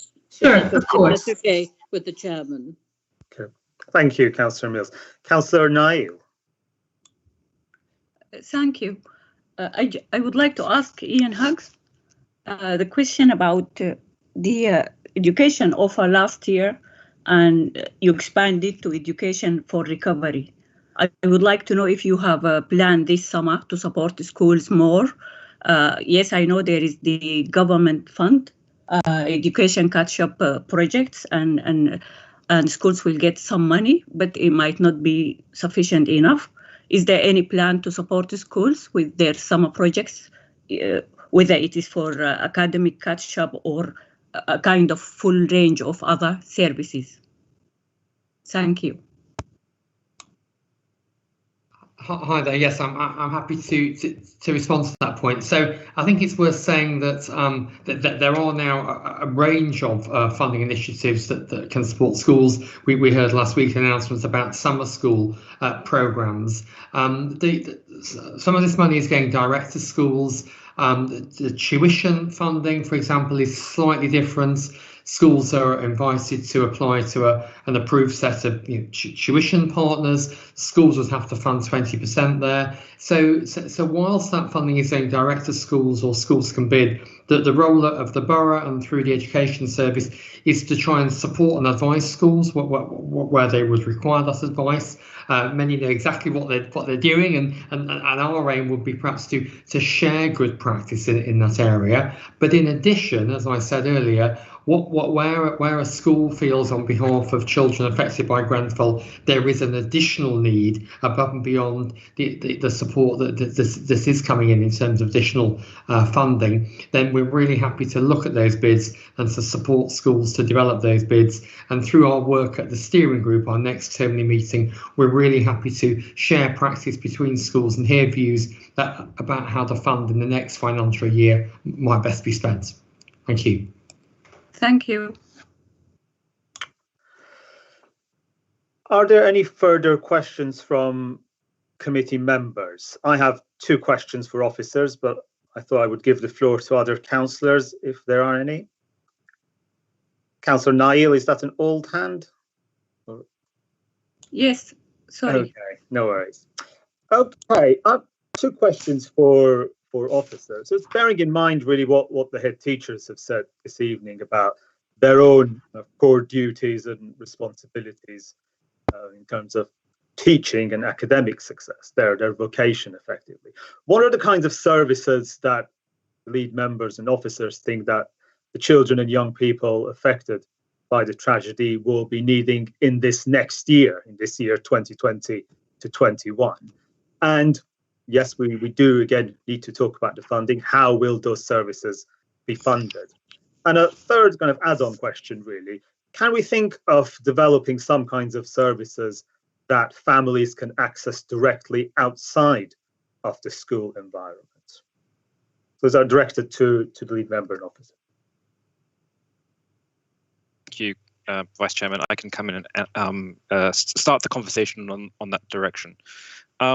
So in relation to services provided outside schools directly, so the schools obviously know their children the best. It's not up for the local authority to say, what child deserves support over another. I think that's not the case, and not necessary, nor it's massive state intervention where it's not needed. So we do rely on our school partners to ensure the children that they see in their cohort would need further support and further assistance. But in saying that as well, we do, as I said, we're currently out for consultation to look at the community support and the mental and health and well-being support as well. And that's when the council has directly funded certain organisations in the community. So those people, those particular organisations can find children as well, or parents can approach those particular organisations that to provide support that they can assist with. And again, it's very complex on what that is, but those organisations do exist for that particular reason. On your second question, which I think was what services should be provided for 2021-2022. I think that very much depends on the child. Of course, every child is different. Every child has a different stage of trauma and bereavement, depending on who they are, of course. But what we need to consider is that COVID has had a massive impact on that too. So some children in the Grenfell cohort who were making progress since 2017 due to the lockdown, due to obviously other situations involving COVID, have almost gone back to step one again. So they need the extra support again in order to warrant further council support or school support or support from other organisations that can particularly provide that. So I think it very much depends on the child. It's not for me or perhaps officers to say, well, this is what they need, because it's very dependent on the individual circumstances in that respects. And then, what was your first question, sorry, Chairman? I didn't write that one down, unfortunately. I think the only bit you still need to respond to is how those services will be funded in the coming year. So yes, so as I said, so the Grenfell Recovery Fund, which is that £50 million that the council has made available until 2024. And I must say, though, that it was due to the scrutiny of the OSC that the council provided that information, and we got OSC feedback from that, as members of the OSC will recall, in July and December meetings as well. Because of course, as a council, as leadership team, we don't always know, or we don't always spot things, which is the benefit of committees such as this, in order to get the best possible result for the community. So we've got 50 million until 2024, as I said, and people can put different bids into that through the consultation as we're running at the moment, as I mentioned. In terms of the education fund itself, that's funded differently. As I said, that's funded basically half by the Department of Education, half by RBKC. And that on it, for transparency for everyone on here who's asked those questions, is made up of the head teachers, some of whom are on this call. So the 17 head teachers that are in the schools in North Kensington who are bereaved. It's made up of senior officers of the council. Ian Higgs, who's our Director of Education, is also on it. We also have myself as giving that political support. We also have the DfE themselves and the Ministry for Housing, Local Government on it too, but obviously as non-voting members. So it's completely transparent. And of course, we have Grenfell United, Tiago, who Natasha mentioned earlier as well. So in that respects, the membership is wide. It's very large, and those particular people on that committee can establish who and where of the children in their particular schools, because as I said, the schools are the most important. They know where the children are that may need assistance to help kind of fund these particular arrangements. So back to your first question, Councillor, 50 million until 2024 for those particular children, in addition to the Grenfell Education Fund as well. Thank you, Councillor Rendell. If I may just ask a clarification then. So in terms of the Grenfell Recovery Fund that is running through to 2024. What then is the plan for the Grenfell Education Fund specifically? Is there a timeline in place for how long that will run, or is it at this moment indefinite? Yes, well, I'll hand that to Ian Higgs, if I may, Councillor, who has been with the Education Fund since day one, and he'll be able to hopefully provide you with those particular details. Thank you. Thank you, Josh. Yes, so pleased to be able to confirm that the council has allocated another £500,000 for the Grenfell Education Fund and for that support for the next financial year, starting from April. We also work closely with the Department for Education, and as you can see from the paper, they've provided funding over a number of years, either for specific activities such as support around transport, for instance, particularly in the first couple of years after the tragedy, and then more recently that they've provided broader funding. So it's worth saying, and head teachers on the call will know, I continue to work hard with them and with colleagues to lobby the DFE for further funding to support us in future years. But as I say, I can confirm that the council has allocated another £500,000 to support schools and families over the coming financial year. Thank you, Ian. There being no further questions from select committee members, final opportunity. Okay, are there any other councillors present who would wish to ask questions? If not, then we proceed to questions from the other invitees and members of the public. I see that Natasha and Shah have their hands present. Natasha. Yeah, hi. I just wanted to Councillor Mills asked a question earlier regarding GU. I wonder if she could repeat that question, because obviously a lot's passed since then, but it's a question that needs answering. So if she'd like to repeat that question. I'm not sure who Councillor Mills is. I've never met her, so I don't know who she is. So yeah. Councillor Mills. I think you have met me, but don't worry. The question that I asked, albeit this is a time for you to ask questions, is... No, I'm more than happy to do it on this public forum, as you chose to ask the question on a public forum. But let me tell you, I'll repeat the question because I had it written down, and it's also a question that's come in. It's not just my question. I've had many people ask me to ask it of you. Yeah, so no problem. how much money did GU receive from Kensington and Chelsea since it started? Yeah. And how much did you get from the educational fund? Okay. Specifically from the educational fund. Okay. So and the third limb of it is, what did you use it for? The educational fund. So the answer to your first question is Grenfell United have not received a penny from Kensington and Chelsea Council. Neither have they received any money from the government. Neither have they received any money from anybody else. Grenfell United have £150 in the bank account, and that was from a donation that was given very early on from a supporter in early 2017, post the fire, to use for spaces before we got the space in Old Court Place. Grenfell United have received £0 from the Grenfell Education Fund. Grenfell United have no money, so therefore couldn't spend any money. All Grenfell United's role was, bearing in mind, in 2017, Grenfell United was the only group that was there representing bereaved and survivors. There was no other groups at that time. So all of the stuff that's happened on this journey, Grenfell United have been a part of, and I appreciate people have now woken up 3.5 years on and potentially want to question why Grenfell United plays so heavily in that. But however, we were there, champion a lot of these things, champion the future of the site so that Councillor Palmer couldn't build houses on it, champion the fact that this education fund was there and our children were in schools and needed that additional support. So yes, we do sit on the education fund steering group, but not for the benefit of receiving funds. We sit on that just to ensure that what the schools, and they've all said tonight, and local groups have been doing with the Grenfell Education Fund, is done in the right way, that our children's education, especially the children that survived that night, especially the bereaved families that have lived with that, and even more so them young children that watched that night. So that is our only steering, that to ensure that the council didn't steer away from giving this extra support to schools. So I appreciate a lot of people are asking a lot of questions tonight, 3.5 years on,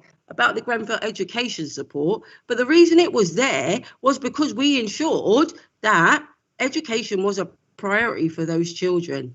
that education, that the schools got the support and the money that they needed. So just going back to the question, I really want to do this publicly because clearly it's a question that you've asked as a councillor of us. We have no money.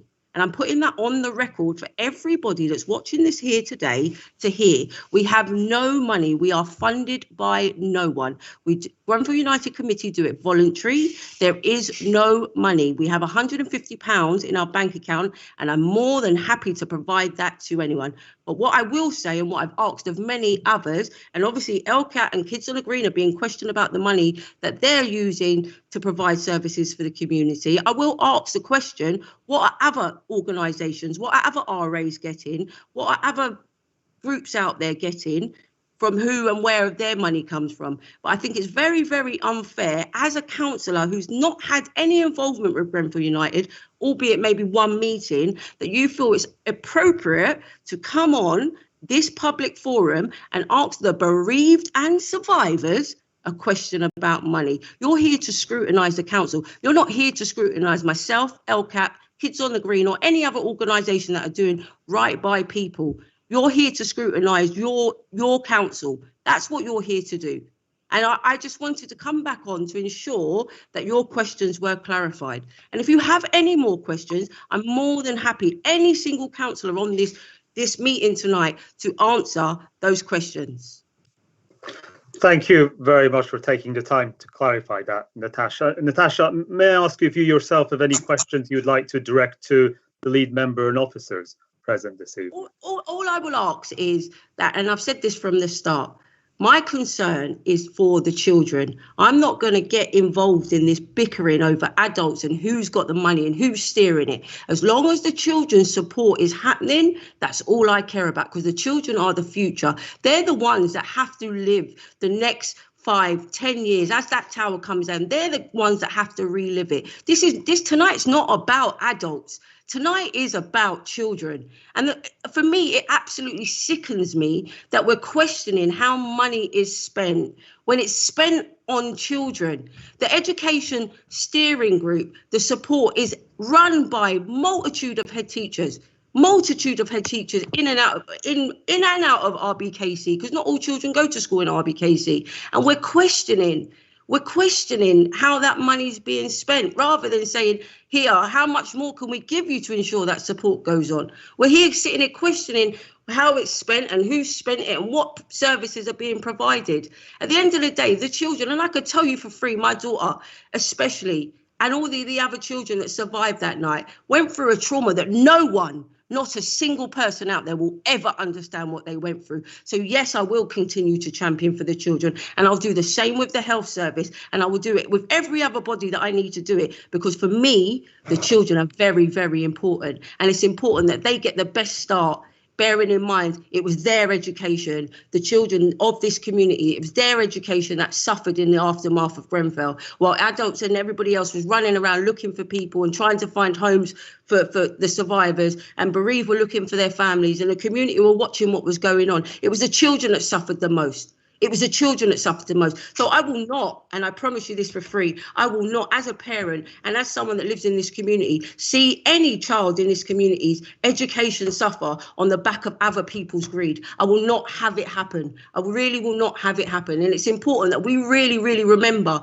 it is the children that are the future, and it's them that deserve the absolute best. And I will continue to sit on the Grenfell Education Fund with whoever else wants to join that, to ensure that the council are ensuring that there's funding there for the future for our children in North Kensington. And that's all I've got to say on the matter. Okay, can I please talk about that on behalf of Grenfell Next of Kin? Sorry, I don't know quite how to raise my hand. That was a very impassioned plea on behalf of all the bereaved survivors, and with great thanks to Grenfell United. Kimia, you will absolutely have a chance to speak in a second. I just wanted to invite Councillor Rendell to respond to Natasha's comments. I think it's quite important that we invite him to do that at this point, and then it will be your turn. I think that it's important to hear from Next of Kin representatives.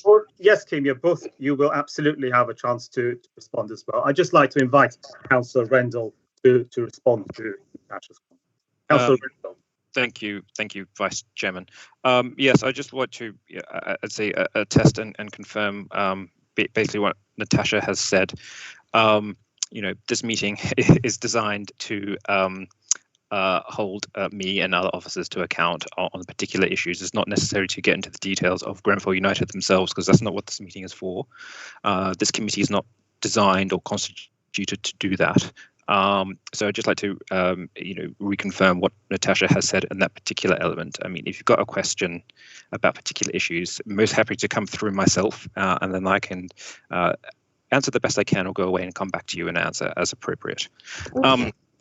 Secondly, I think the work that the Education Fund does, which Grenfell United is a member of, as Natasha rightly said, does great work as far as I can see as myself, and the teachers that are on that committee, and head teachers, that is, providing the best for their students is the right thing. So, and the thing we need to remember is that this meeting tonight is what we can do better for the children in this borough that have been affected by the Grenfell Tower fire.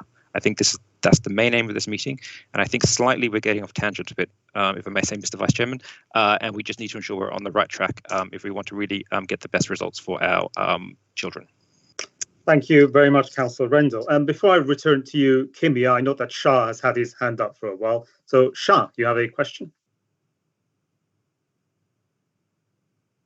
Hello, thank you for the opportunity. I just was asked by the other members of the steering group to ask Mr. Barry Quirk to give us an urgent appointment as soon as Callum is back from his leave, because the details of some of the things we've heard tonight has been. Shah, I think we lost you.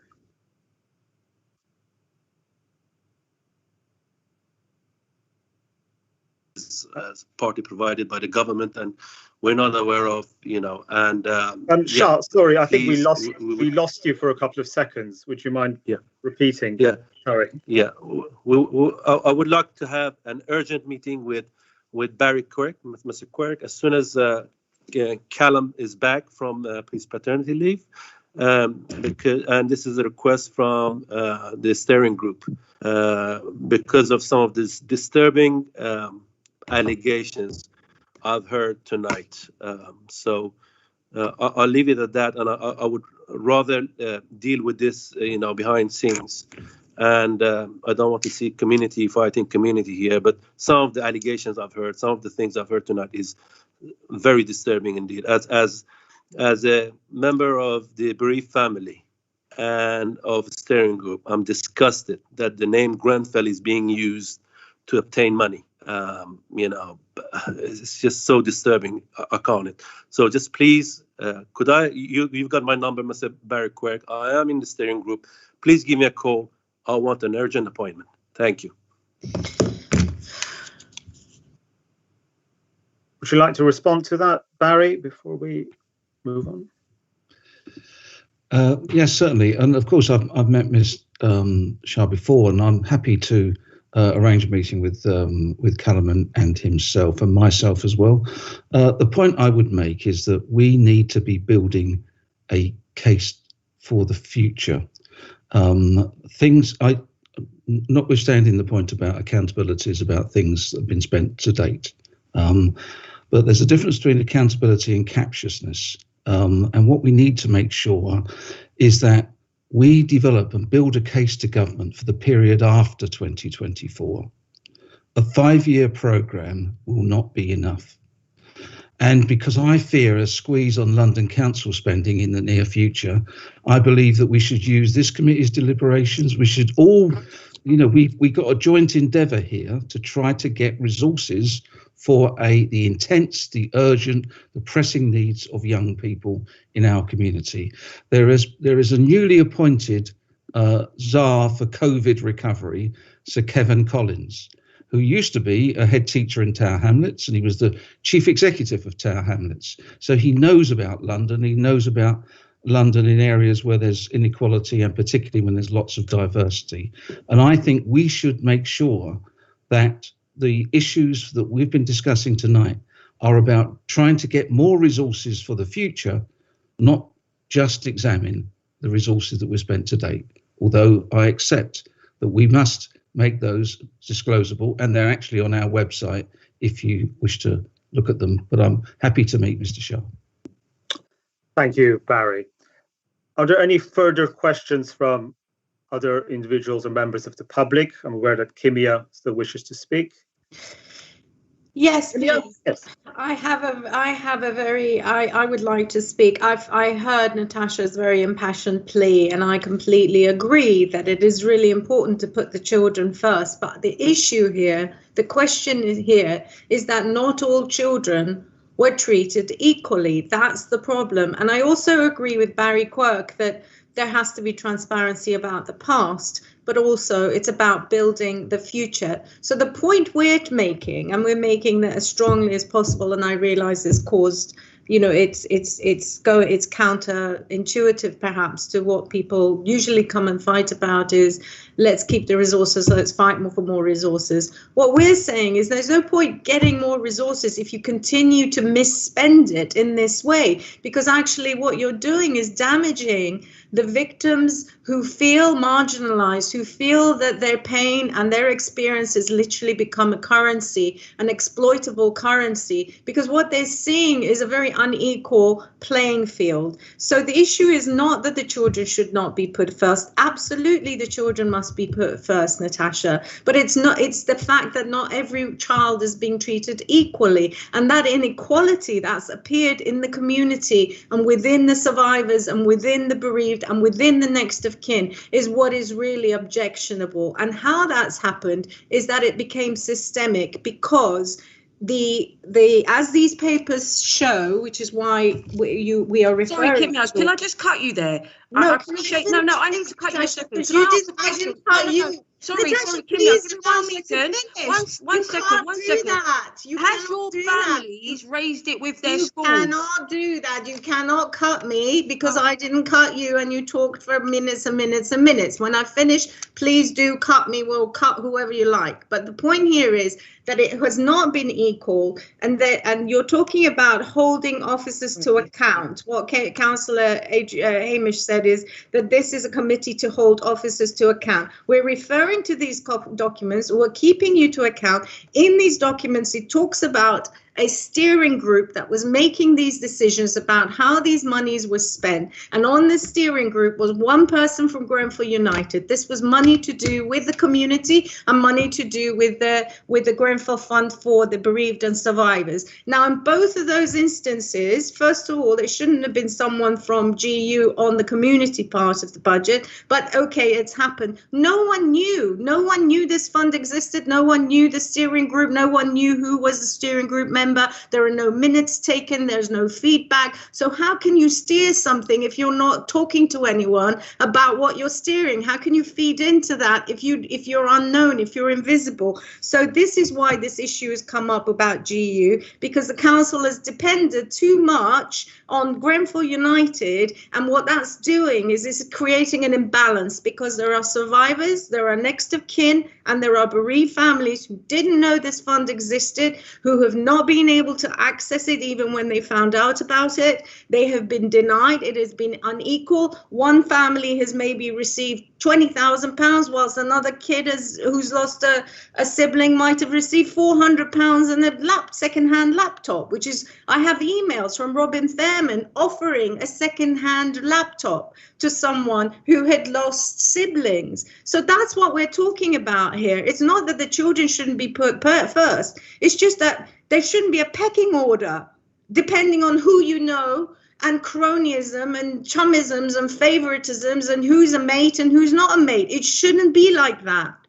Kimia, if I may step in, then it sounds like that's a question then that we can direct to officers. Can you help clarify for all of us present a bit about what the process is for receiving funds from the Grenfell Education Fund and how that fund is publicised to the community? I think it would be useful to hear from officers on that. I think, first off, I should just simply reject what is a vituperative and aspersions about officers' motives, conduct and actions. There's no cronyism, there's no favouritism.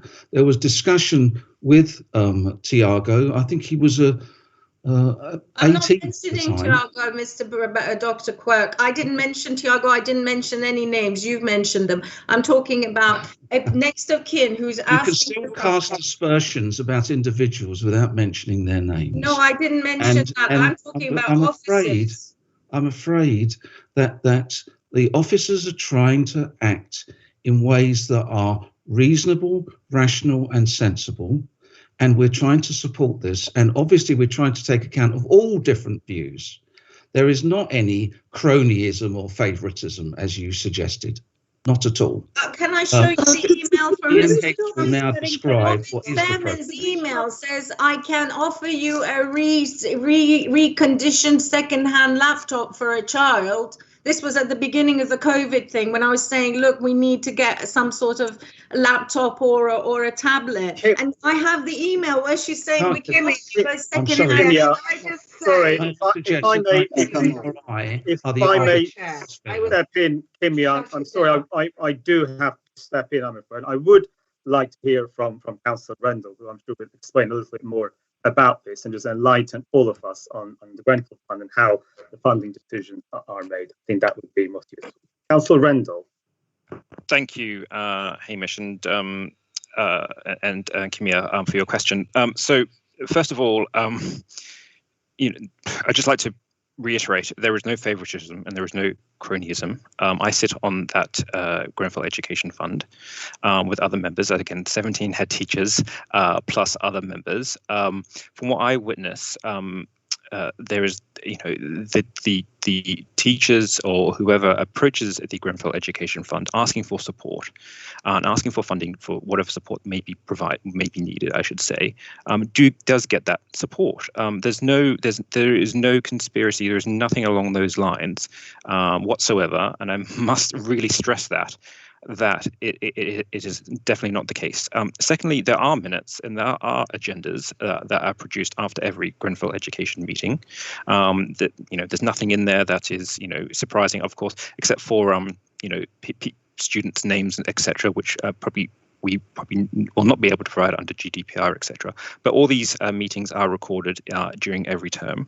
Thirdly, on the laptop issue, we did have some struggles at the start of the COVID pandemic regarding access for IT, but the council has now rolled out a £260,000 IT provisional support for students who may need either laptops or internet access, and we're going to top up that by another £50,000, making it, I think, the most generous in the country for our children in this borough who need extra IT support. So I just want to assure everyone that everything is done properly, it's done above board, and there is no, cronyism or conspiracies whatsoever.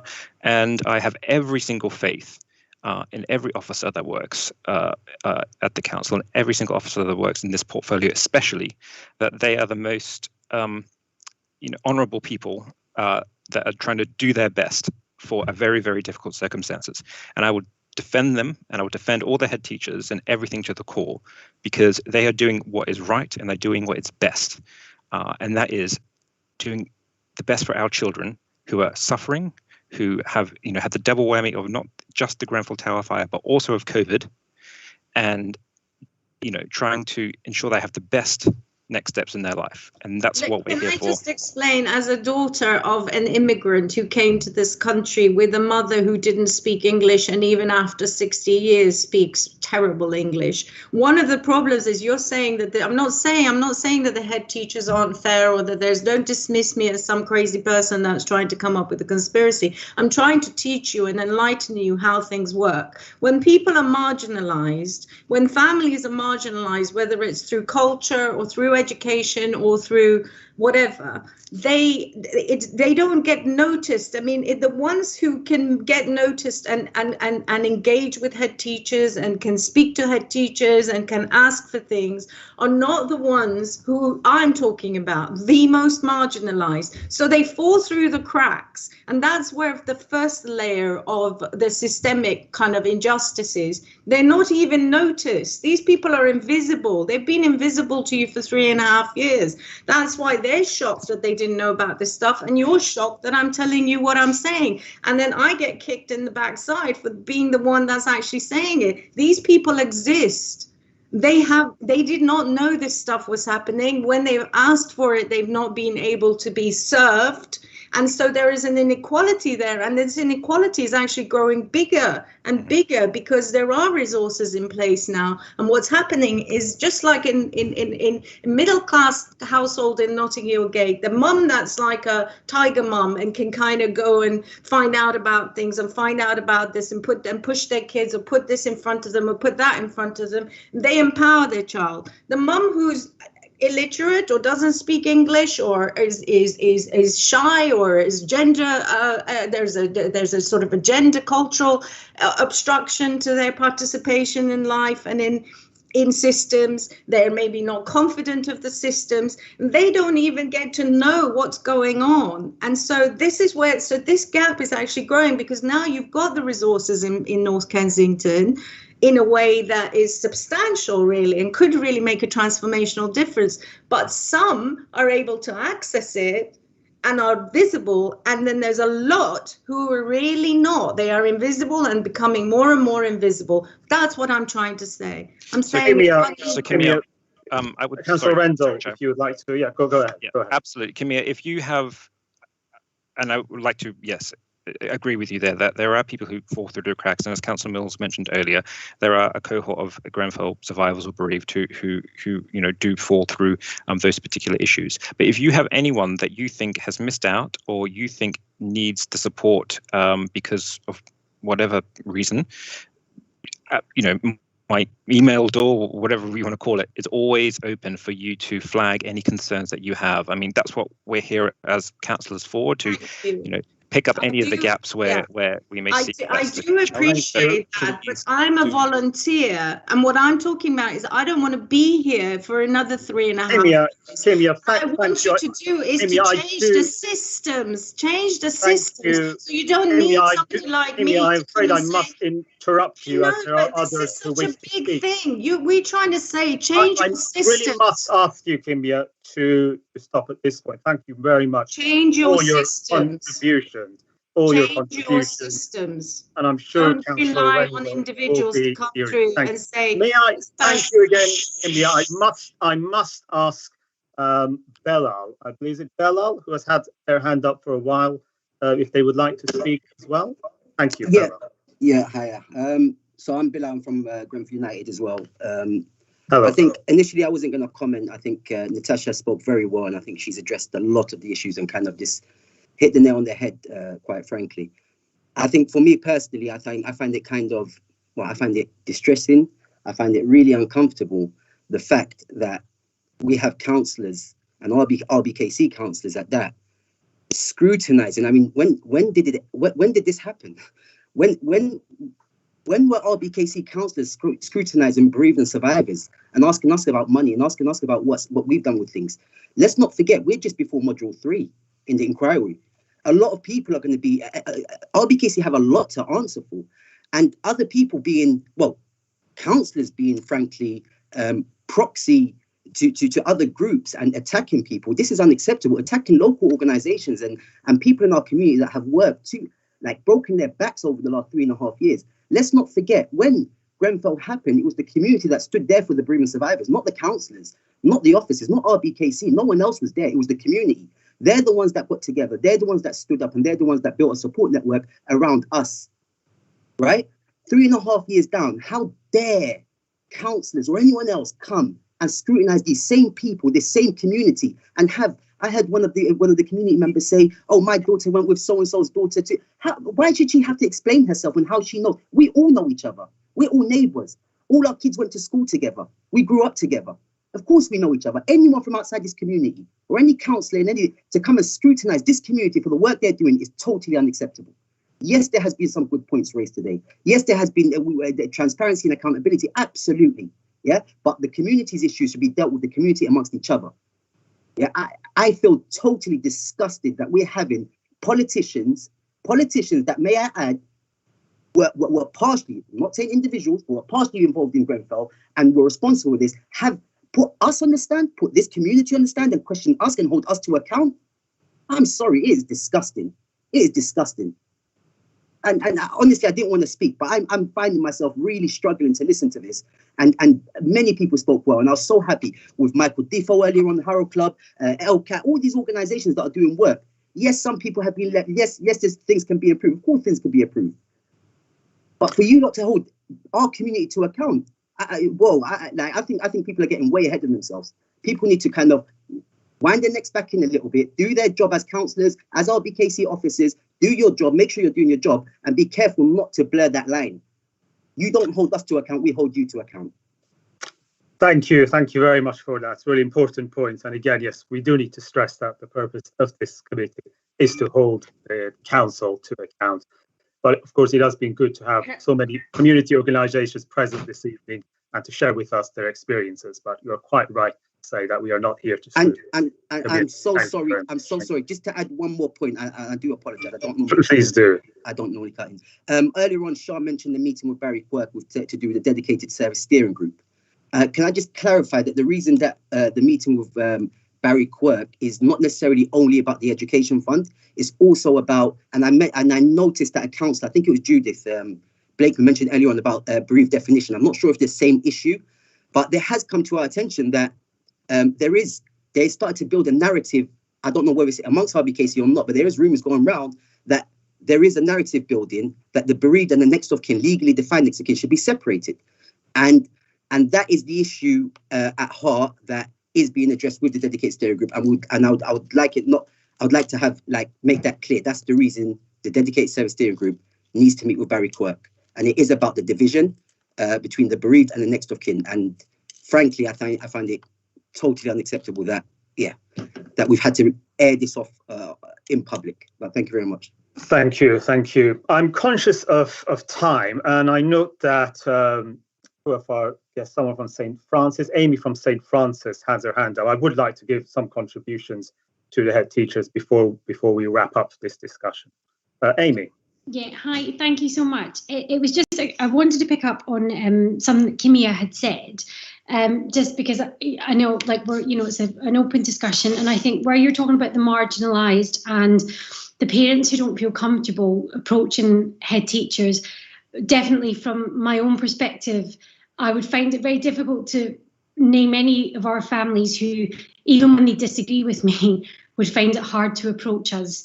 We really did go in those early days of the pandemic to make sure that we weren't just giving out laptops from that were given to us by the DFE. We gave away our own school resources, the things that we used for lessons. And I know that I speak for the schools and the community, say that we did more than any of us could ever have done in those early days. And there may be families who didn't get access to individual, kind of own devices, and secondhand may have only been an option at some point. And we all were dealing with something, that none of us were ready for a full school closure. None of us were ready to close our doors to children and say we cannot welcome you. And I take your point about families who, maybe don't have English as their first language or who struggle, but we do in every effort. I don't feel, like I said, I'm speaking for my own school community, find that there are any families who feel that we don't listen or we're not there or that we don't go above and beyond for them at every step of the way. And that's not, that's just something I took from that, is that we really are trying. And we're not always going to get it right or perfect, but we definitely are doing what we can. Thank you, Amy. Sarah, would you like to have the last word? I think I really want to echo just what Amy said, which is that the staff in the school care passionately about the community, and they work incredibly hard to reach out to everybody. I mean, there are only so many hours in the day, but my goodness, we stretch them. We're there many, many hours trying to get in touch with people, trying to support them. And I would say, like Amy, that the vast majority are very pleased with the support that we give them. And, we're always happy and open to anyone coming to us and saying that they need extra help. But there are lots of ways that money is spent that may be not obvious how it's spent as well, because it's spent on staff being there and available to children. It might not be a certain amount of money that's allocated to a certain child, but there is a lot of effort that goes into supporting children in the schools. That's why I'm so convinced that money spent in schools is money that is well spent. I think really good value for money. Thank you, Sarah. I did say that would be the last one, but I noticed one last hand has gone up, and that's Ellie Douthwaite, and that will have to be the last speaker for this evening. Ellie. Hello, yes, thank you very much. Just quickly, I just wanted to say I'm the head of school at St Clement St James. I work very closely with Sarah. What I wanted to say was we can talk about what we're doing. We can tell you all the families that we're communicating with, which is every single family in our school as well. And I also wanted to say that when it's safe to do so, any member of the select committee is welcome to come and visit and to see exactly what we're doing on the ground every single day throughout the pandemic as well. And I just want to invite you to come along and see what we're doing and how we're doing it. Thank you.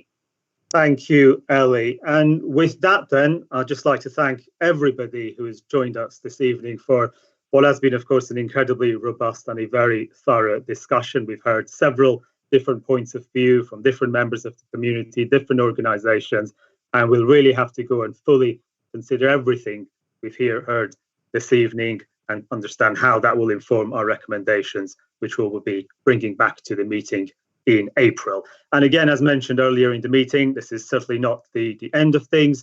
We already have a meeting scheduled with individual families and children themselves to hear about their own experiences. The working group that is considering this will certainly be happy for further meetings with other community organisations who would like to share their experiences with us, and we'll be certainly happy to speak with them.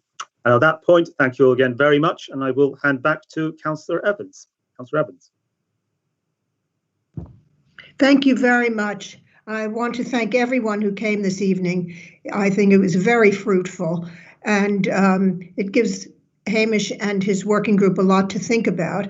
As he mentioned, they are very welcome, especially some of the groups, if they'd like to meet with an open meeting with Hamish's group, and you can bring up your issues there. I think it would be very important. It is clear to me, and I've mentioned it before, that everybody cares about the children, and that is what we are here for. And the teachers have just done, from what I can see, an amazing provision. And if there are issues or questions about it, of course there are going to be questions about it. That is what we're all about, is asking questions, and the public can ask questions, but I think we should thank them for the incredible job that they're doing for our children. That's what is really important, and to thank the officers for sharing this evening. If you would like to speak or to meet with the working group, you can have your organization have an open session with them within March, so please send that in. Someone else sent in a question about having a live recording, but of course this has been recorded and it will be on YouTube when we close, which will be in about 2 minutes. So thank you very much. The work program for April, the single issue meeting that we had tonight will be evaluating the rest of their data and their meetings, and they will write a report. We will have an update by Councillor Williams, and he'll discuss the joint provision of mental health issues between the adult social services and the children's services. Councillor Woodger's group will be talking about domestic abuse during the lockdown, and especially as it involves children. And Councillor Folks will present on the Kickstart program, which is very important to see what is happening with the young people. And it was something that was only instituted recently, and let's look forward to hearing about that. We will also go over the Children's Safeguarding Report. So I thank you all very much. I just want to make sure that the committee passes the minutes from the last meeting. Are there any objections? Do we agree the minutes from the last meeting? Hello? Shall I take that as we agree the meetings? Agree the minutes, sorry. No objections? Okay. Thank you. Thanks again. Stay safe, stay healthy, and I wish everyone a good night and have a good journey home. Joke.